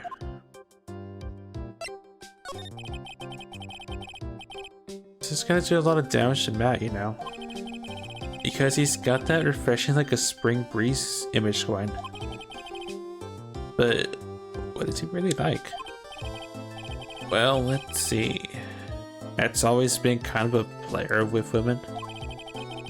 He would never really turn a pretty face away, if you know what I mean. He'd always say it's just a game to justify himself. And Nani? How horrible, it's unforgivable. Sorry, I didn't mean to offend you. But you know, he said once that there's only one person in the world who won't swoon over me. One person who wouldn't swoon over him. His manager, you know, Miss Adrian Andrews.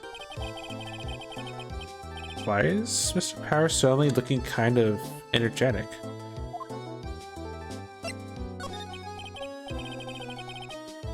You see, I'm actually a sucker for gossip. I mean, celebrities in our world have this dazzling sort of image, right? Dazzling sort of image? But aren't you a part of that dazzle, Mr. Powers? No, I'm more of a hairy, sweaty, smelly, brutish kind of guy, you see? But that's okay, really. I get to hear plenty of gossip about a lot of the other stars around me as things happen. Well, that's true. Hey, so did you hear about this yet? About Miss Angie's mentor and her suicide? You mean Miss Impacts? We heard something about how our wedding was cancelled. Yeah, that's what I'm talking about. I thought about it a little the other day, about the mysterious death. Mr. Wright, why don't you ask me about that? Go on, go ahead. Mr. Powers is so charged up, his skin's practically glowing with electricity. Hey, so have you heard this? Celeste left a suicide note. And they say Juan went and hid it. Well, we heard about that in court today. But there wasn't any actual proof that she had left a note. Well, this is what I think. I think something bad was written on that note. Something bad for Juan, that is. Something bad for Mr. Kurita? Why do you figure so? Well, before she died, Celeste talked to a few of her friends. And she said, it looks like I got caught up with a truly insidious man. Truly insidious man? Did she mean Mr. Kurita by that? Well, there's no one else who fits the bill, right? And that would be reason enough for him to hide the suicide note. I see. Well, that's some information. Thank you. You're welcome. Mr. Guard and Miss Andrews, right, detention center. There are still things I don't understand or know about, I'm sure. I have to get to two of them to tell me everything.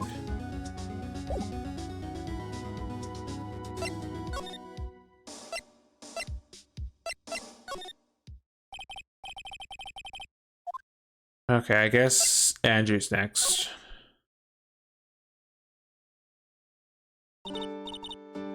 Oh, it's you. I'm sorry to be visiting at such a late hour, but there are a few questions I absolutely have to ask you again. Me? I thought your client was Matt. Sure, Miss Andrews knows something. She can't be clueless about the secret Mr. Kurita had on Mr. Guard.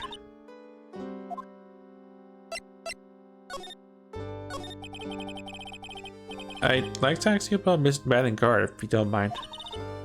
Mr. Wright, you still don't know, do you? The real him, I mean. Seem to bear a lot of resentment toward Mr. Guard. If that's the case, then why did you become his manager? And why would you become intimate with his rival? That has nothing to do with this case. Nothing. About Miss Celeste Impacts. I had finally put her debt behind me. Now, thanks to you, it's coming back to the surface. Sorry. Yes, I was shocked by her suicide. And it's true that when I heard the rumor that Juan was the one who had hidden her suicide note, I began to draw close to him. I wanted to get her suicide note back. To burn it. You wanted to burn it? But why? I didn't want it to spread like another piece of gossip. But I never held any murders intent toward Juan. I would never do something so stupid. Suicide note. I wonder what it said. Why did you try to frame Mr. Engard? That's simple. Because he's a killer, that's why. Isn't it a duty of every good citizen to inform the police? But there had to be another way. The police are actually not doing their job, so they figure it out, right? Yes, they're so good that they couldn't figure out the real truth behind Celeste's death. Miss Andrews. Well, I know you're the type of person to do I know you're not the type of person to do something without a reason. So please, tell me why you did what you did. Revenge. Huh? Did you say something just now?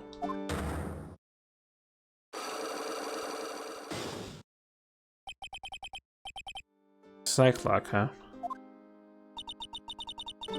Don't you understand yet? You're not my lawyer. To be honest, you're more like my enemy. But I'm sure I just heard Miss Andrews say revenge. Well, at least hers is simpler than say like a 5-part lock. I mean, five different locks.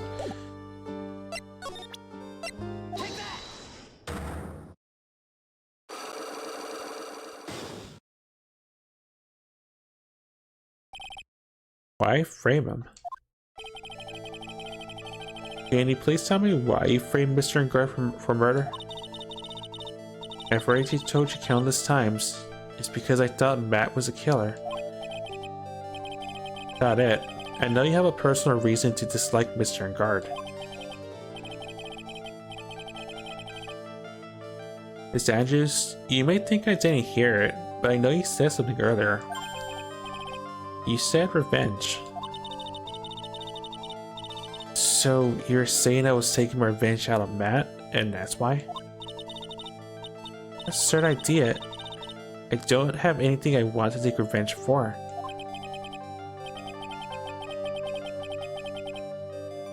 Miss Andrews, a woman who lives by being dependent on other people. There's something or someone in her past that would make her take revenge.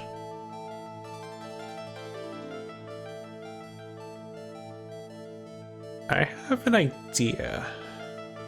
And I'm probably wrong in this idea, but I have an idea. No.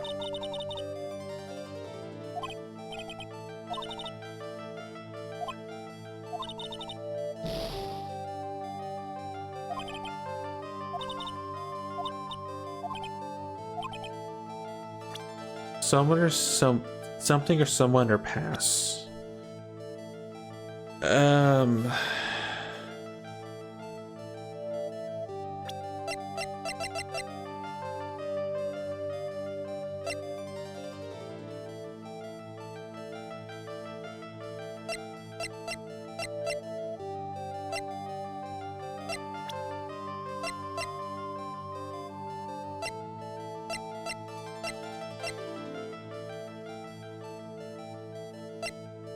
I mean, I did say so. If I mess up too much, I could just load it back.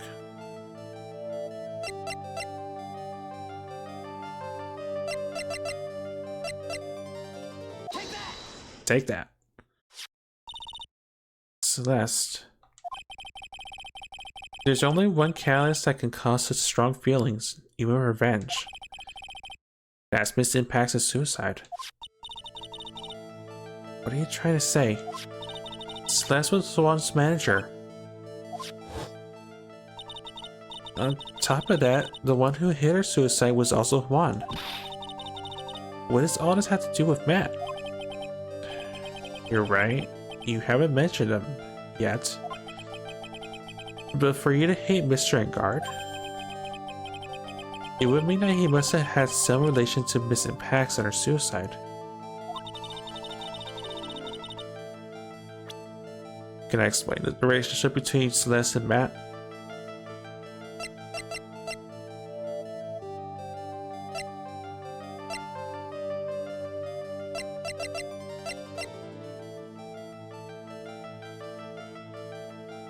Yeah, it is going fine, except I am dealing with Cyclops again, which is fun and a head scratcher at times.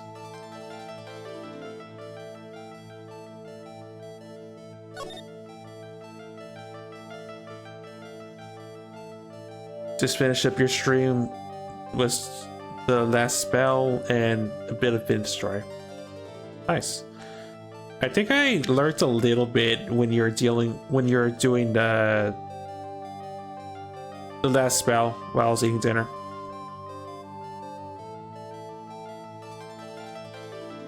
I mean, I'm doing pretty much doing this blind too, and I'm still feel like I'm fumbling at times with what the game wants me to eat.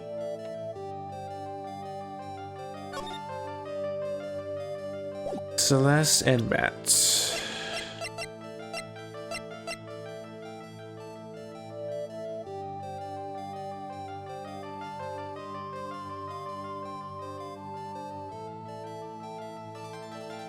I think that I can't really explain yet.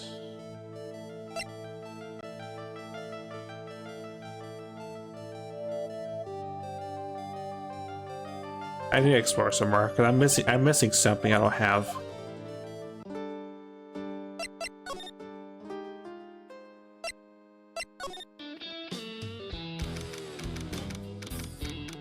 Also, thanks very much for the sub. Much appreciated.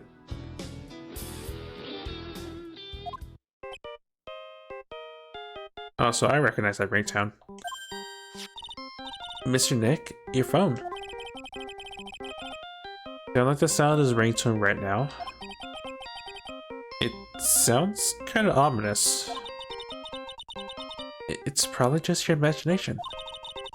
You should really pick it up, Mr. Nick. It could be important. Hello? We've got a big problem, pal. What's wrong? I'm on my way to your office right now. Okay. Wait a sec. Why is he coming here? It's terrible. I don't know what to say, pal. Oh. I got here faster than I thought. Okay. No time to relax now, pal. I'm as confused as anything here. Well, what happened?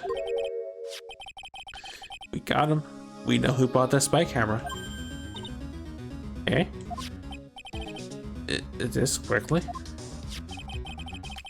And the bear's what gave it away, pal. The bear? I figured it out, pal. I figured out we should have been looking into the bear instead of the camera. Wasn't it? Is there... Pearls. And... Go on.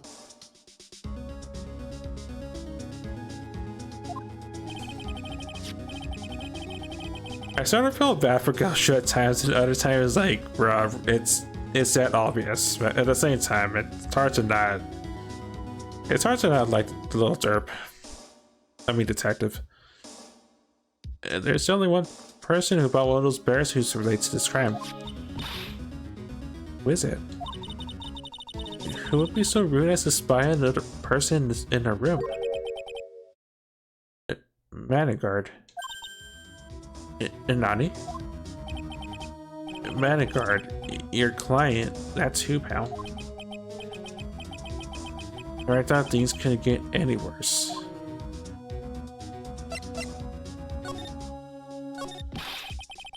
Are you sure you heard right? That the person who bought this bear was... I heard it from the department store clerk, pal. This is the credit card receipt for the purchase. It's for $3,800. It's $3,800, pal. That's an exact match to the price of that stuffed bear. A receipt? That's all you have? Nah, it's not just a receipt, pal. The store clerk says so himself. Tell me, I'm sure I sold that bear to Mr. Engard. I mean, the clerk even got Mr. Engard's autograph on it out on the pal. So I'm sure this person that bought the stuffed bear was Mr. Engard himself. I just failed me. This can't be. The receipt for $3,800 proved that Engard bought the stuffed bear identical to the one in evidence.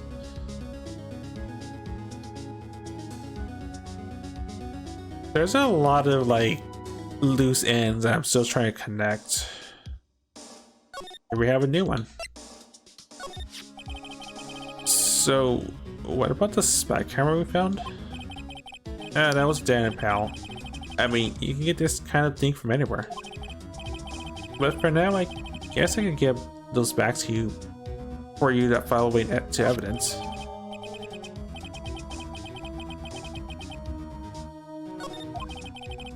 I know you don't want to give up, pal. Never died.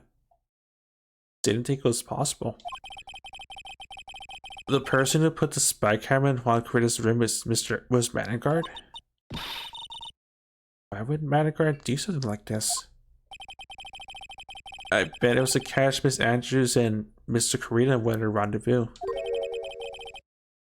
I bet it's not good enough for me. I have to know the absolute truth behind this camera.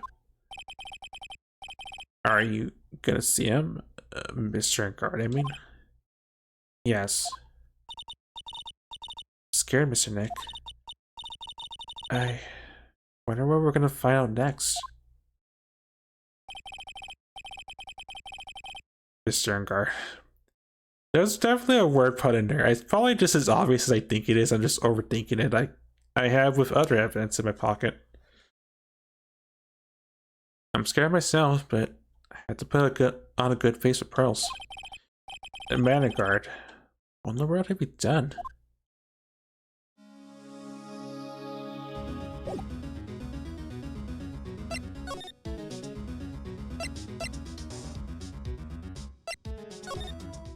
Something else I need to know about? I mean, I could go into the living room.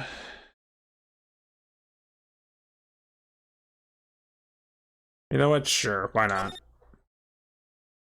I doubt I'll find Jack All, but it's a location I can go to that I couldn't before, so. It looks like no one's around. What happened to that person with the stuffed teddy face? Oh, she must mean that butler with the stitches in his face. Shoo? Oh, there you are. I guess you're still awake, huh, Shoo? Come on, let's play.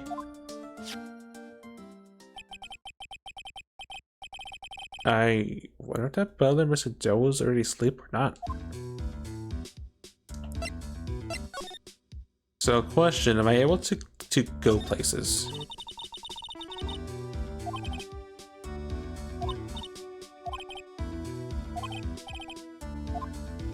The answer is no to that. Okay, the answer is no, I cannot do anything here. Got it.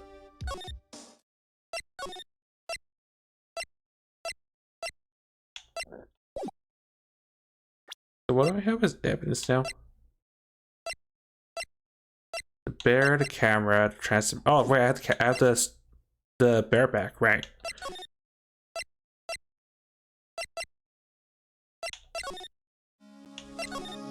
I think now I have what I need.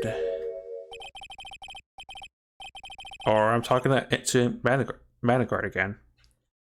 You're working really late, you know. It's already past 10 p.m., dude. I think it's time you told me the truth. Max, don't you know that ignorance is bliss? But if you really want to know, then let's talk.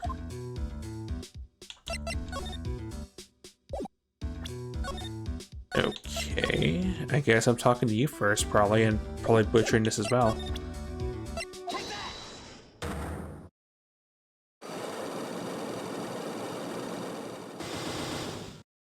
I could say this one still looks like a giant doozy to me, but the game's pushing me this way. I must have something, right?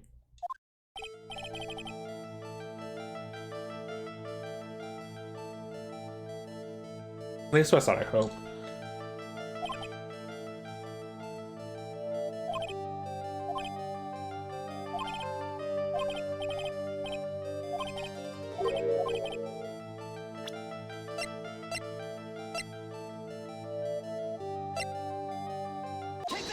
Take that. It was good if I say those two words. Someone used his camera to secretly film Mr. Kurita's room the night of the murder. Secretly film? Nani? It then sent the images the camera took with this transmitter. Well, but dude, where was the camera you're Ow. Obvious question. Obvious question, obvious answer. Take that. The spy camera was hidden in this bear's eye. A bear that was supposed to be a present from a fan. I guess one had a few of those kind of fans too. Nah, dude. Actually, I wouldn't say this bear was a present from a fan. Sure, dude. Who else could it be from?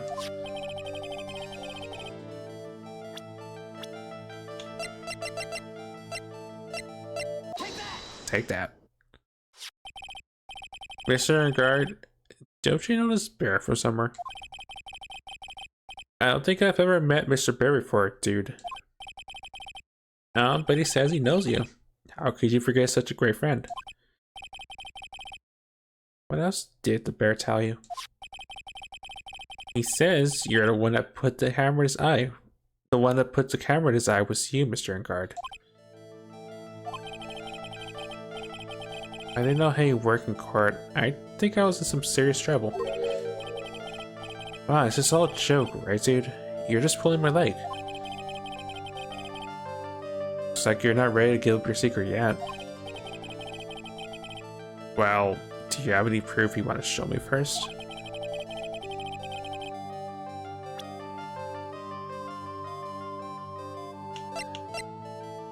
Proof that it was you who put the camera inside the bear. That one I yeet. Also, I have 3 pages of evidence. Take that. Didn't realize that until now. I have here 1 credit card receipt, Mr. Guard. It's from when you bought that stuffed bear. Dude, all you can tell from this is I spent $3,800. I go to the department store all the time, okay? This $3,800? That could have been the toothbrush I bought that one time. A $3,800 toothbrush. It's ivory, and it's got elephant hair with bristles. Elephant hair. Is that what rich people use nowadays? Anyway. The store clerk clearly remembers you and your purchase. After all, you even gave him an autograph, did you not? Dude, should have said that earlier. So, can I ask you one thing? Yes? You're my lawyer, right, dude? So, if you are, then why are you looking into stuff like that? Because if I don't know the truth, I can't help you. Sounds like stupid lawyer talk to me.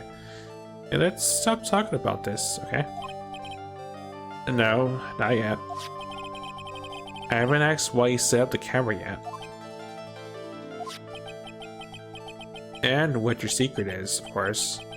It would be strictly confidential. So, what are you gonna do now? I'm gonna find out what I want to know because I must.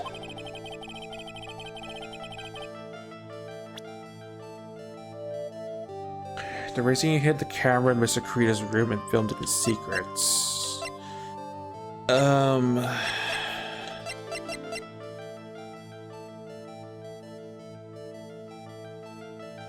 Was it this? No.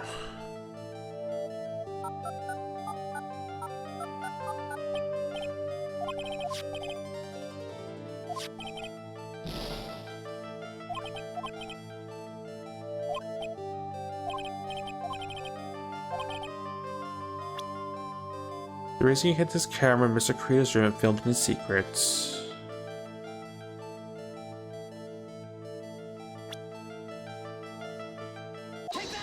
Take that. Adrian Andrews. There's a rumor going around that Miss Andrews and Mr. Kurita were having secret meetings. You, who is keeping tabs on Mr. Kurita, you were gonna reveal this fact and turn it into a scandal. Isn't that right? Dude, you could be such a moron. Nani? Man, that's a lawyer, dude. That kind of scandal, that's the good stuff. That's what we call in the industry. That's what we in the industry call juicy. The good stuff, juicy. Look, we can get publicity while spending a penny with that kind of stuff. I mean, if people stop paying attention to us, then it'd be the end, dude. Too bad that wasn't your intention. What are you talking about? I wish your reason for spying was something so innocent, but it wasn't. You didn't spy on Mr. Kurita because of Miss Andrews. There's only one reason I could think of for you to do such a thing.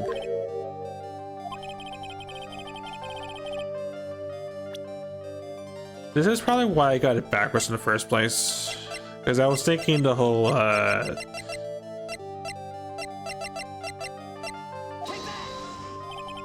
no, it's not, and I had to load because that's how I lost my points.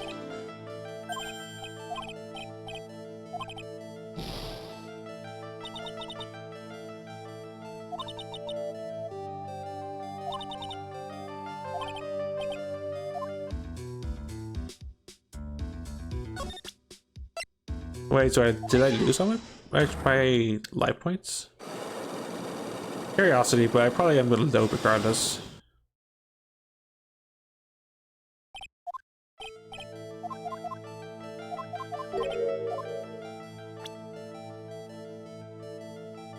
I do. Okay, well, I had to load anyway because I did lose all my attorney points.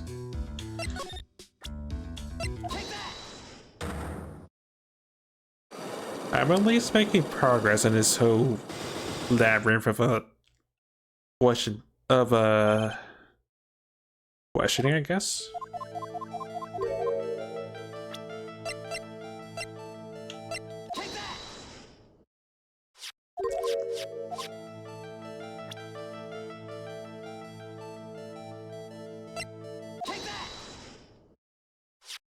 And the downside is I cannot say it because the game's not going to give me the option to.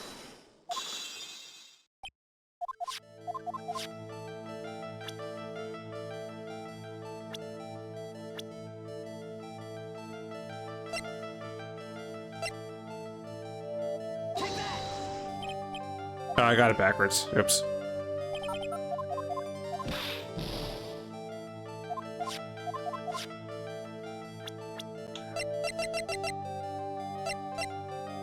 You gave the bear to him.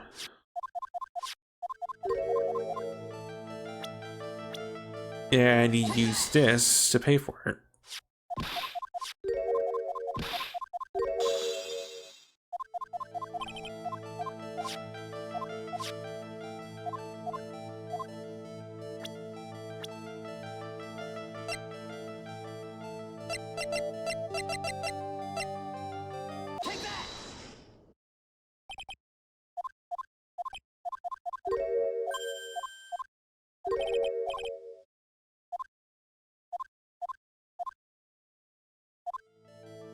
This spot created because of Andrews. The real reason he set up the camera in the room.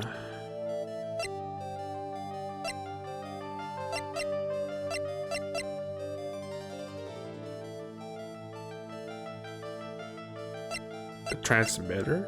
Question mark?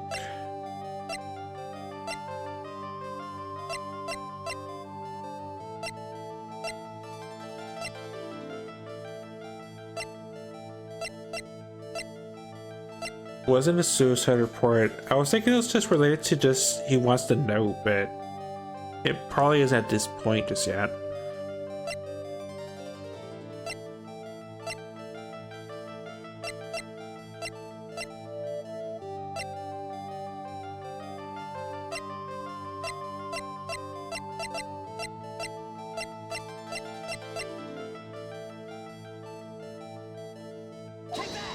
No. If you're the one that set up a spy camera, I would have set it up in Juan's room.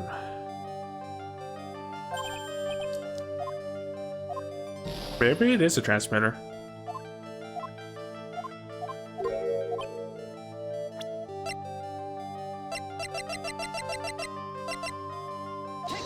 No.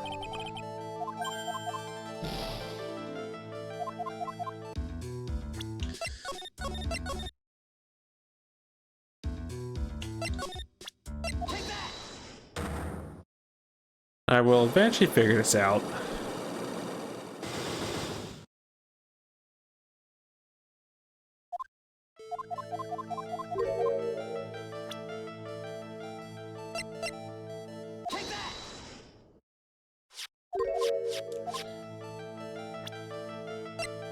Camera was a bear.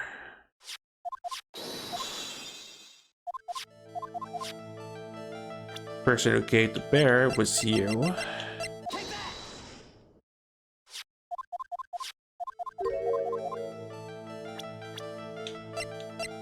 That you paid for.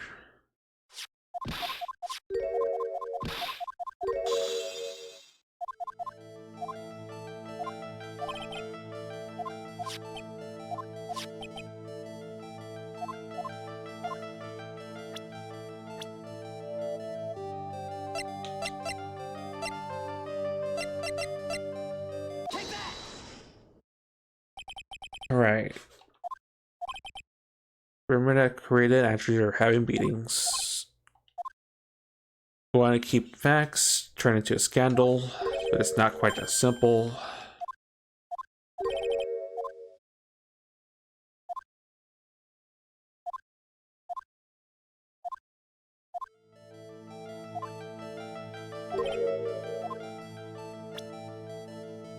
Where was he set up the camera in Mr. Kurita's room?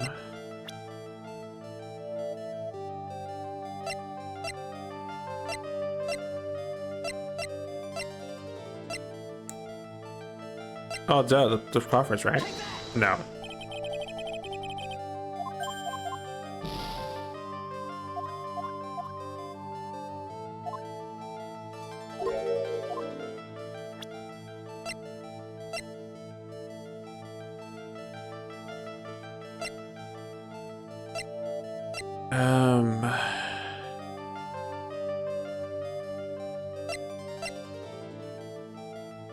Not the murder not the murder scene, not the suicide reports.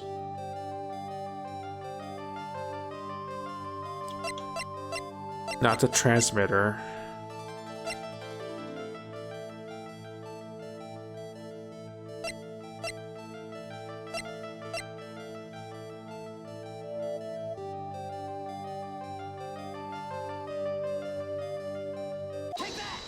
Take that. What is this card? Maybe he doesn't know about this card. This is a certain man's calling card. The man's name is Shelly the Killer, and I'm sure you know of him, don't you? Shelly the Killer? That's ridiculous. Why would I know some shady scumbag like him? If you really don't know him, then why are you acting so jumpy all of a sudden? So I'm finally starting to get the truth. Can't afford to make any more mistakes now. Mr. Manigard? I know why you know Mr. the Killer. It's because you're his client. Since you're the one who set up the camera, that means you knew. You knew exactly what was going to happen in that room. So, how? How would you know something like that? It's because you're his client, that's why. You hired Shelly the Killer to assassinate Mr. Juan Coretta. The real mastermind behind this whole murder is you, Manigard.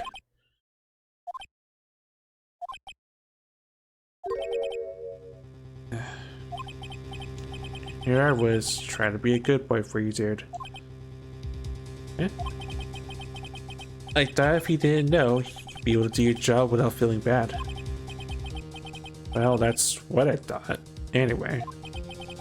Mr. Guard, you really did hire? Hold on a sec. I'm gonna consult myself, okay? Consult myself?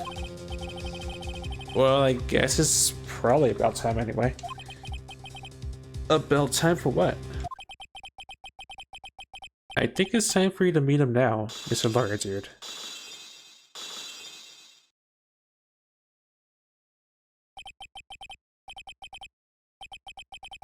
And Nani? Also, wine glass apparently, and face scars. How do you do, Mr. Lawyer? I'm Manigard.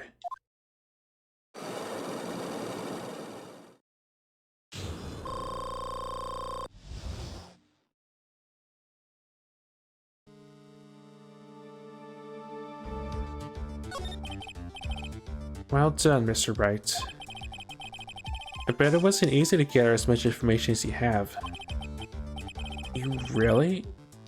So you're Shelly the Killer's client? Didn't really think I would dirty my own hands in this now, did you? What do you mean? And that woman, Adrian was quite brave herself, trying to stick the crime with me. I didn't think she had it in her. But all I care about is that Juan is dead. Isn't that right, Mr. Lawyer? That's... You're lying. What a terrible... It's way past your bedtime, little girl. Go on. Go on and let us grown-ups talk some more. Talk some more about adult things. But why? Why'd you have the video camera on? ... A weakling soon believes the words of others, just like that pathetic Adrian. You knew about Miss Andrews' secret? But I'm no weakling. I don't believe anyone, least of all assassins. And Nani? Oh, come now, Mr. Wright. Assassins aren't above blackmail. They turn their clients into cash cows by holding their sinful deed over their heads. And a superstar like me? How much do you think I'm worth? Care to guess? And that's why? Yes, that's where the video comes in. It's got his face and the crime scene recorder on it, preserved for all time. With that, I could keep it at bay, and even blackmail him if I want. That's right, that video is my insurance. Isn't that what they call it, Mr. Wright? If you do something so wrong. Because I'm a grown-up and I can. Good enough an answer for you, little girl?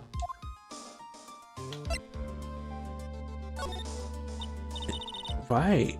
Why would you kill Mr. Coretta? Because he was about to sling so much dung onto my beautiful public image. Scandals are a little annoying, aren't they? This is all because of that press conference, isn't it? If Mr. Coretta had been able to give it, then Mr. Engar's seeker would have... Oh well, that's what we call taking advantage of the situation, you know? I had no interest in doing it, really, but bit by bit it crept up on me. And then the situation just presented itself beautifully. How beautiful, I thought. And that's how Mr. Coretta ended up dead? Let me tell you something. I'm not like Adrian. I don't depend on anyone. People are simply things to be used and thrown away. Put on a sweet innocent face and people swallow anything you feed them. Adrian fell for it. The assassin too. Oh, and how can I forget? Even you fell for it, Mr. Lawyer. Everyone, all working their butts off for me. Batting card. Ah, did they leave me speechless? What a shame. ... What's wrong, Mr. Lawyer? You've grown awfully quiet. I've been so deceived by you all this time. When we first met, I asked if he had killed Juan Coretta, and he answered very clearly that he hadn't killed anyone. Hey now, I never told you any lies. The person who did the killing was the killer guy, right? All I'm guilty of is taking a cat nap in my room. Killed Mr. Coretta. I dare you to say that in court tomorrow. But too bad, you can't. You're my lawyer after all, aren't you? You can always drop my case and refuse to represent me. How does that sound? But you can't, can you? That'd be the one thing you absolutely can't do. Sigmaya. You wouldn't want to test the killer. He's a man of his word, or so I hear. You could end up getting a certain friend of yours rubbed out if you lose. You? Scandro. So if I were you, Mr. Wright, Esquire, I think I would give it my all tomorrow. Remember, everyone likes a winner. Everyone likes a happy win-win resolution. Get you for this. That's such a cliche phrase. One says something just like that, if memory serves. Of course, well, we all knew how things turned out for him, don't we? Good night, Mr. Lawyer. Maya. What am I supposed to do?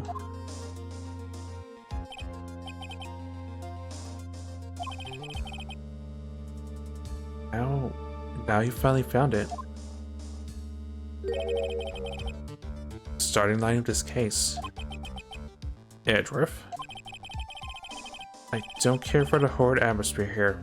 Let's return to the precinct.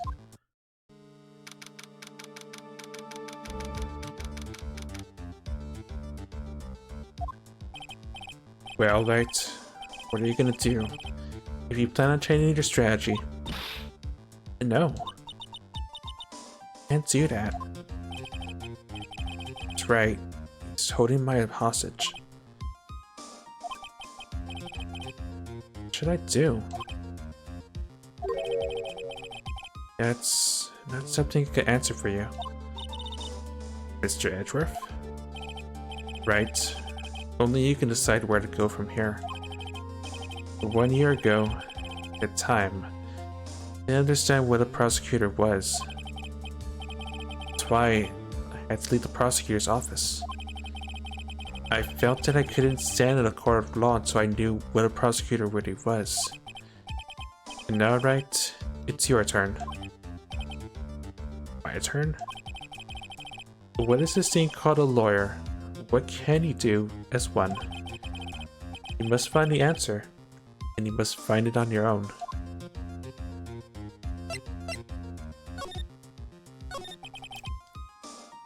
I'm a lawyer, but to fight for someone who's clearly a killer? A Vanguard? That is really... Doesn't matter who, every person deserves a proper defense and a fair trial. Isn't that the basis of our judicial system? Proper defense? What exactly is that, though? Is it where a lawyer forcibly and blindly gets an acquittal through shouting and trickery? Ironic that you, of all people, should say such a thing. Isn't that exactly how you fought for your clients up until now? Hold it? Well, that It may be true, but that's because I believe my clients to be innocent from the bottom of my heart. But if I were to get unguarded acquittal, that isn't a proper defense at all. I became a lawyer because I thought I could save people who were suffering and in pain. But when I look at this mess we're in, I can't even protect the person closest to me. Even if I win that case, I still lose in the end. I just don't know what to do. Right? You gotta hold yourself. You have it all wrong. And Nani? We aren't some sort of heroes. We're only human, you and I. You want to save someone. That's something easier said than done, wouldn't you say? That's... You're a defense attorney. Can't run away from that. You can only fight. It's all you can do.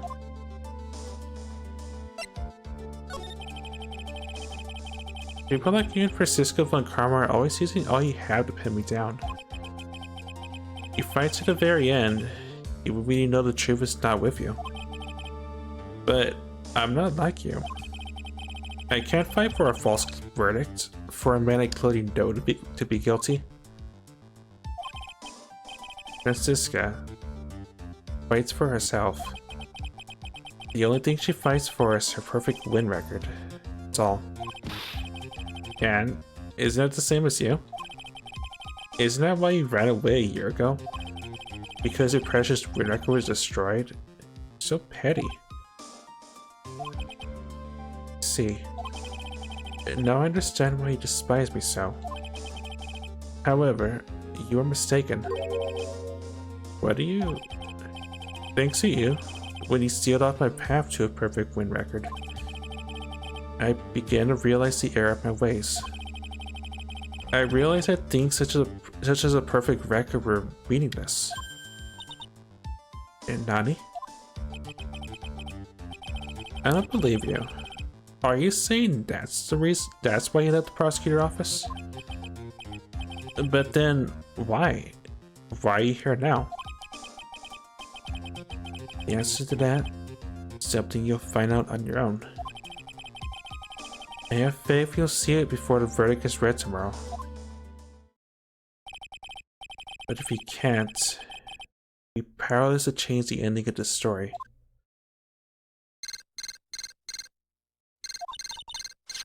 Mr. Nick, the transceiver. Sorry for what happened earlier. And now then, Mr. Attorney, do you wager you can obtain an acquittal tomorrow? My, what's the matter, Mr. Attorney? I don't sense your usual anger this time. Tell me, please. Why are you holding my hostage for Mr. Guard's sake? Why are you doing this for that cold-blooded killer? Right. Please don't understand things. He is my client. A toy of me. A man who hires an assassin is just as much a killer himself. I believe you are asking me for a reason as to why I am doing what I am. Yeah? This is what I'd like to call my aftercare. What the heck is aftercare? My name carries a certain amount of honor and dignity, Mr. Attorney. I take great care to ensure that no suspicion falls upon my clients or my handiwork. That is what you call client relations, and is a part of an assassin's duty. An assassin's duty? We were unlucky this time and my client was arrested as a suspect. As a result, I did what I had to do to enlist your expert help, Mr. Attorney. And to ensure that you would do everything in your power to the very end. Your name? I believe I told you once before, however. You did, but my name is the Killer. Shelly the Killer. You're Shelly the Killer? Please keep in mind you do not have much space to maneuver with me. As a killer, I always finish what I set out to do. If you fail to keep your ends of the bargain, Maya, it would be my duty as an assassin to see to it that she receives a nice long nap. No. And now then, if you'll excuse me, if someone were to trace a signal back to me, it would be quite troublesome. I heard a meow. I heard an ooh. I was gonna say ooh, but that's not it. It's Ubu adjacent, I guess. I don't know what to say. Edgeworth? Huh? Did you hear that at the end of that transmission?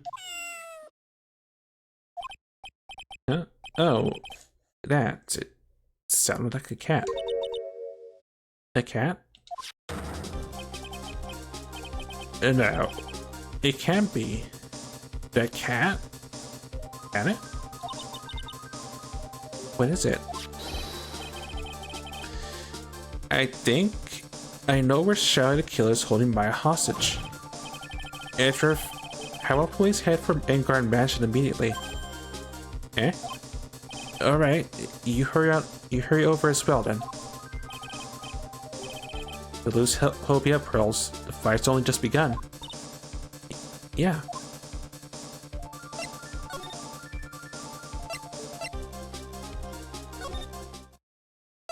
Right, because I can only get there from here apparently, because reasons. Engard Mansion. Maya? Please answer us, Mystic Maya? We have this area completely surrounded. There's no way for him to escape. Assuming he's still in the area. Can't believe it. That butler? All this time, he was the killer? He and the guard were working together all this time. I'm sure they had worked out a contingency plan ahead of time. Well, I see something that's different. Oh, it's a figurine of a bear. But there are a lot of cuts in it for some reason. A bear? Isn't that more of a theme from Risa Karita? Why would something like this be here? Right, look down. There's a little pet door installed here. I'm sure that's for Shu. Do you think that this came from that little door? This door, it's locked. Well, I'm pretty used to breaking doors out by now. Let's go, Edgeworth.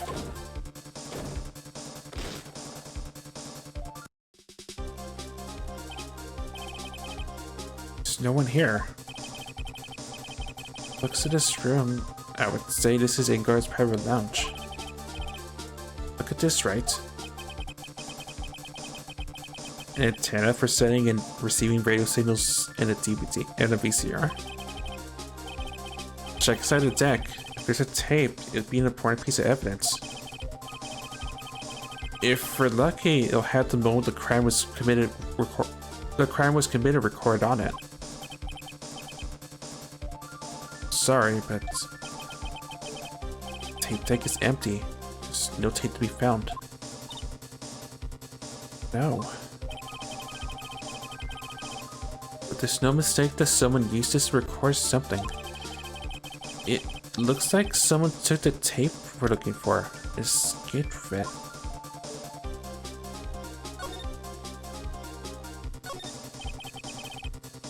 VCR and an antenna. The footage that the spy camera took at the scene of the crime was beamed here and recorded on tape. Only if we had the tape, it would be really helpful.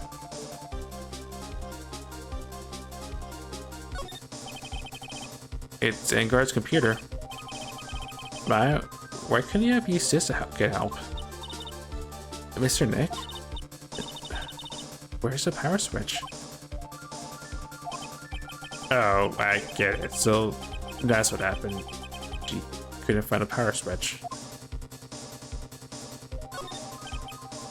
It's a very small table. I bet we can barely squeeze 3 pearls in there. But I wouldn't sit on the table to begin with, Mr. Nick.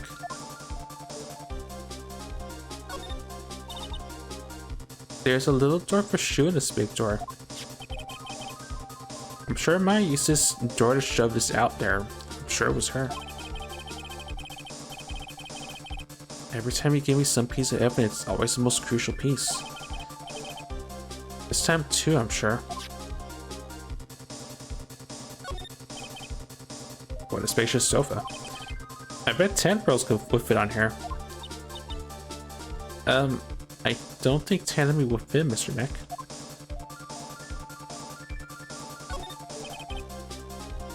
I can't read all the labels, but this is a very large collection of videotapes.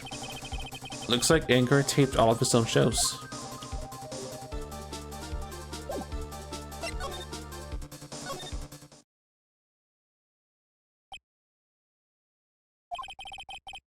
We searched all over, but it looks like he got away. Sorry.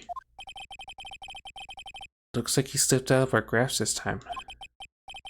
And now we've lost our only lead.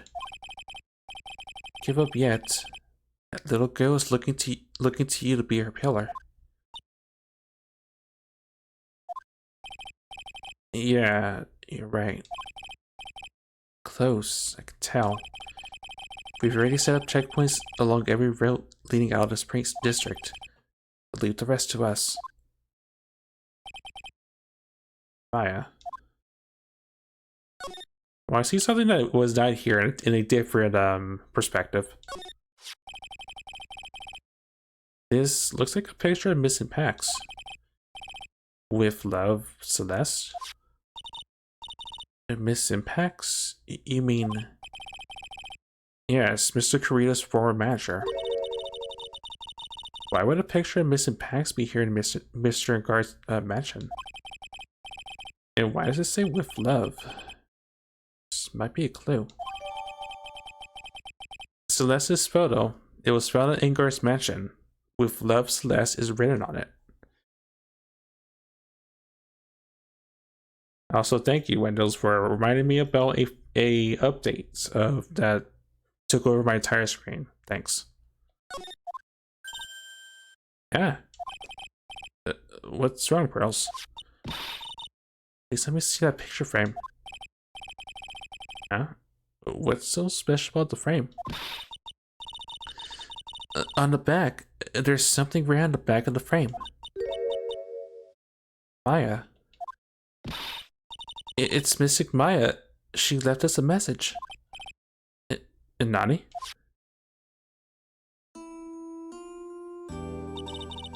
I thought you'd come. I knew you would. And now, listen up. You better get in guard of guilty sentence, okay? If you get that creepy Steinbeck and not guilty, I'll never forgive you. Ever. I'm fine, so you don't need to worry. So much I want to write, but I don't have a lot of time left. Pearly, you're there too, right? Make sure you help Nick, okay? Someone's gotta watch out for the helpless hunk. ... That's it for now, Nick. I guess I'll talk to you guys later. That's... No. Mystic Maya? Right? What's wrong? Why the blank stare? Oh, nothing. We searched the house. It's the last room. Looks like he eluded us. Edgeworth? Yes? As far as clues go, I think this is about all I'm gonna get. But I'm still short one last thing. Stats.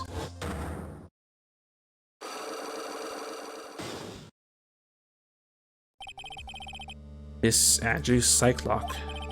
If I could just find out what secret she's holding, then I think I stand a chance in court tomorrow. To blow this case wide open and expose the truth. I think I know what you're thinking. Oh, contact the detention center. Thanks, Edgeworth. Now let's go, Pearls. It's time to open that last lock.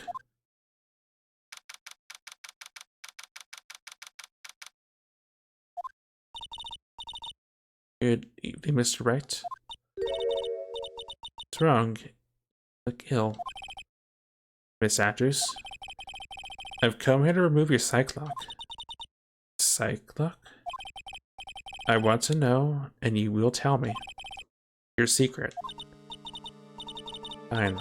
Go ahead. Try to break me if you can. I think I know what I'm probably gonna have to eat, and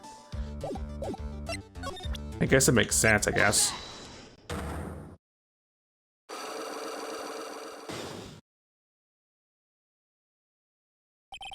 Why frame him? Right, we went over this before, I believe.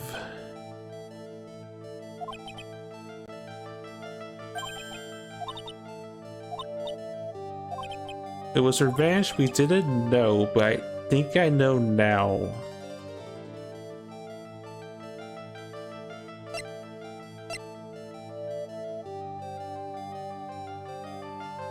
Actually, no, it was that first. Take that.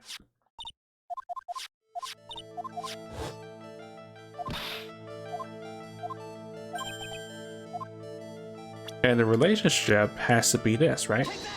Take that. This is a photo of Miss Pax, correct? She looks younger than when she passed away, though.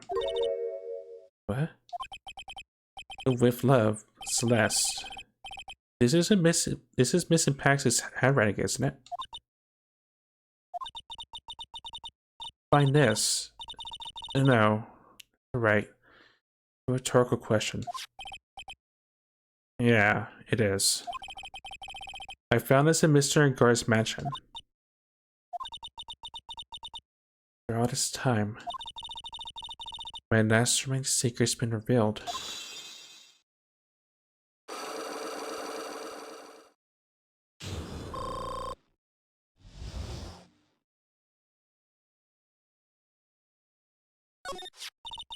Celeste. She was supposed to get married to Juan. Yes, but I heard it didn't work out.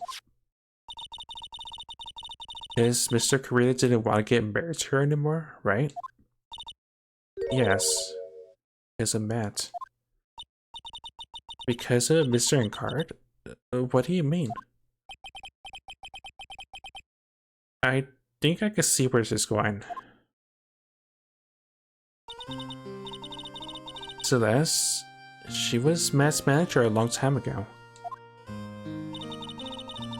She was the happiest woman in the world at the time. I was working part-time back then, and I often saw the two of them together. So that's why? With love, Celeste is written on the frame of that picture. They were a couple, weren't they? It wasn't anything as splendid as that. Celeste was being used. Toyed with until she was thrown away. So horrible.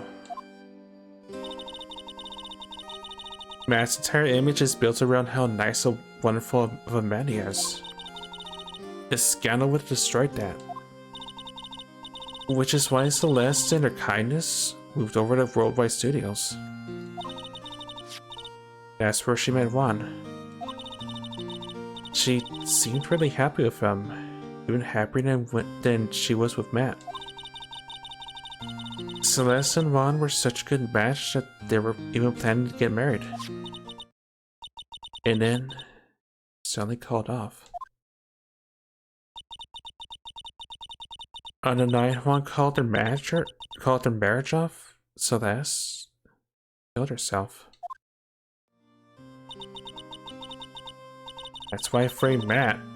It was revenge for Celeste and for myself. I'm sure even you can guess why Juan called the wedding off, right? Matt confessed to Juan about his relationship with Celeste.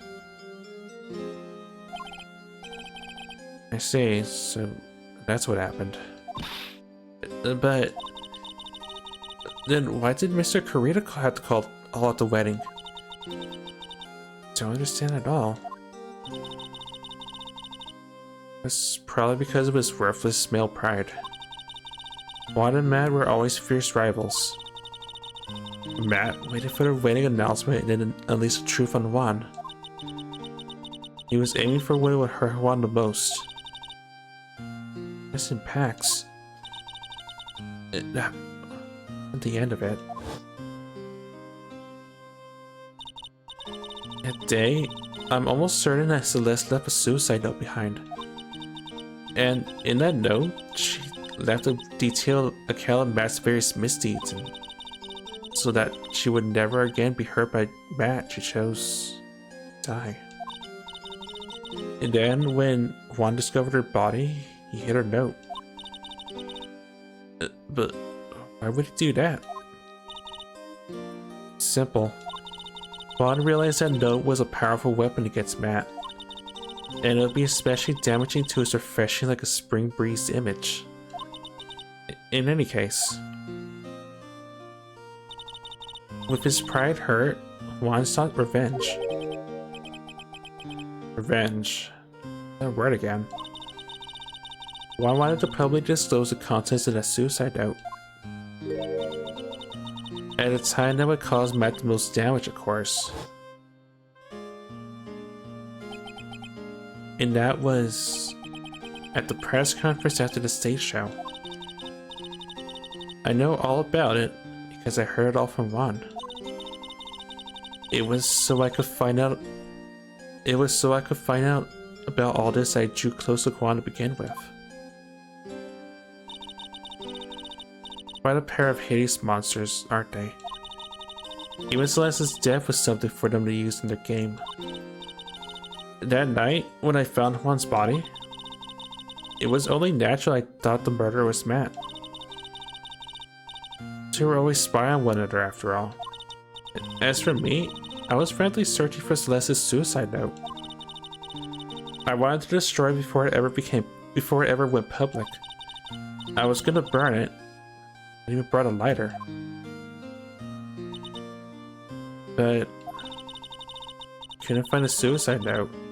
That's when revenge crossed my mind. Yes, I was gonna bring to them my own cruel revenge.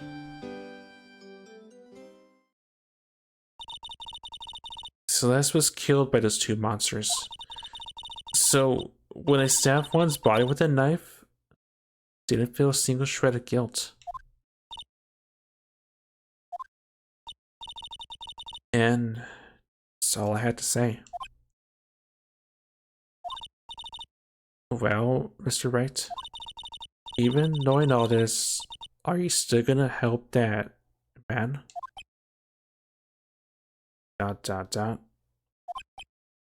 I'm a lawyer. I see. Well, profession. Thank you very much for your time and for talking with me. It was no big deal. I couldn't sleep anyway. I can't sleep either. Not with my situation or what I know now. To be continued in a feature session.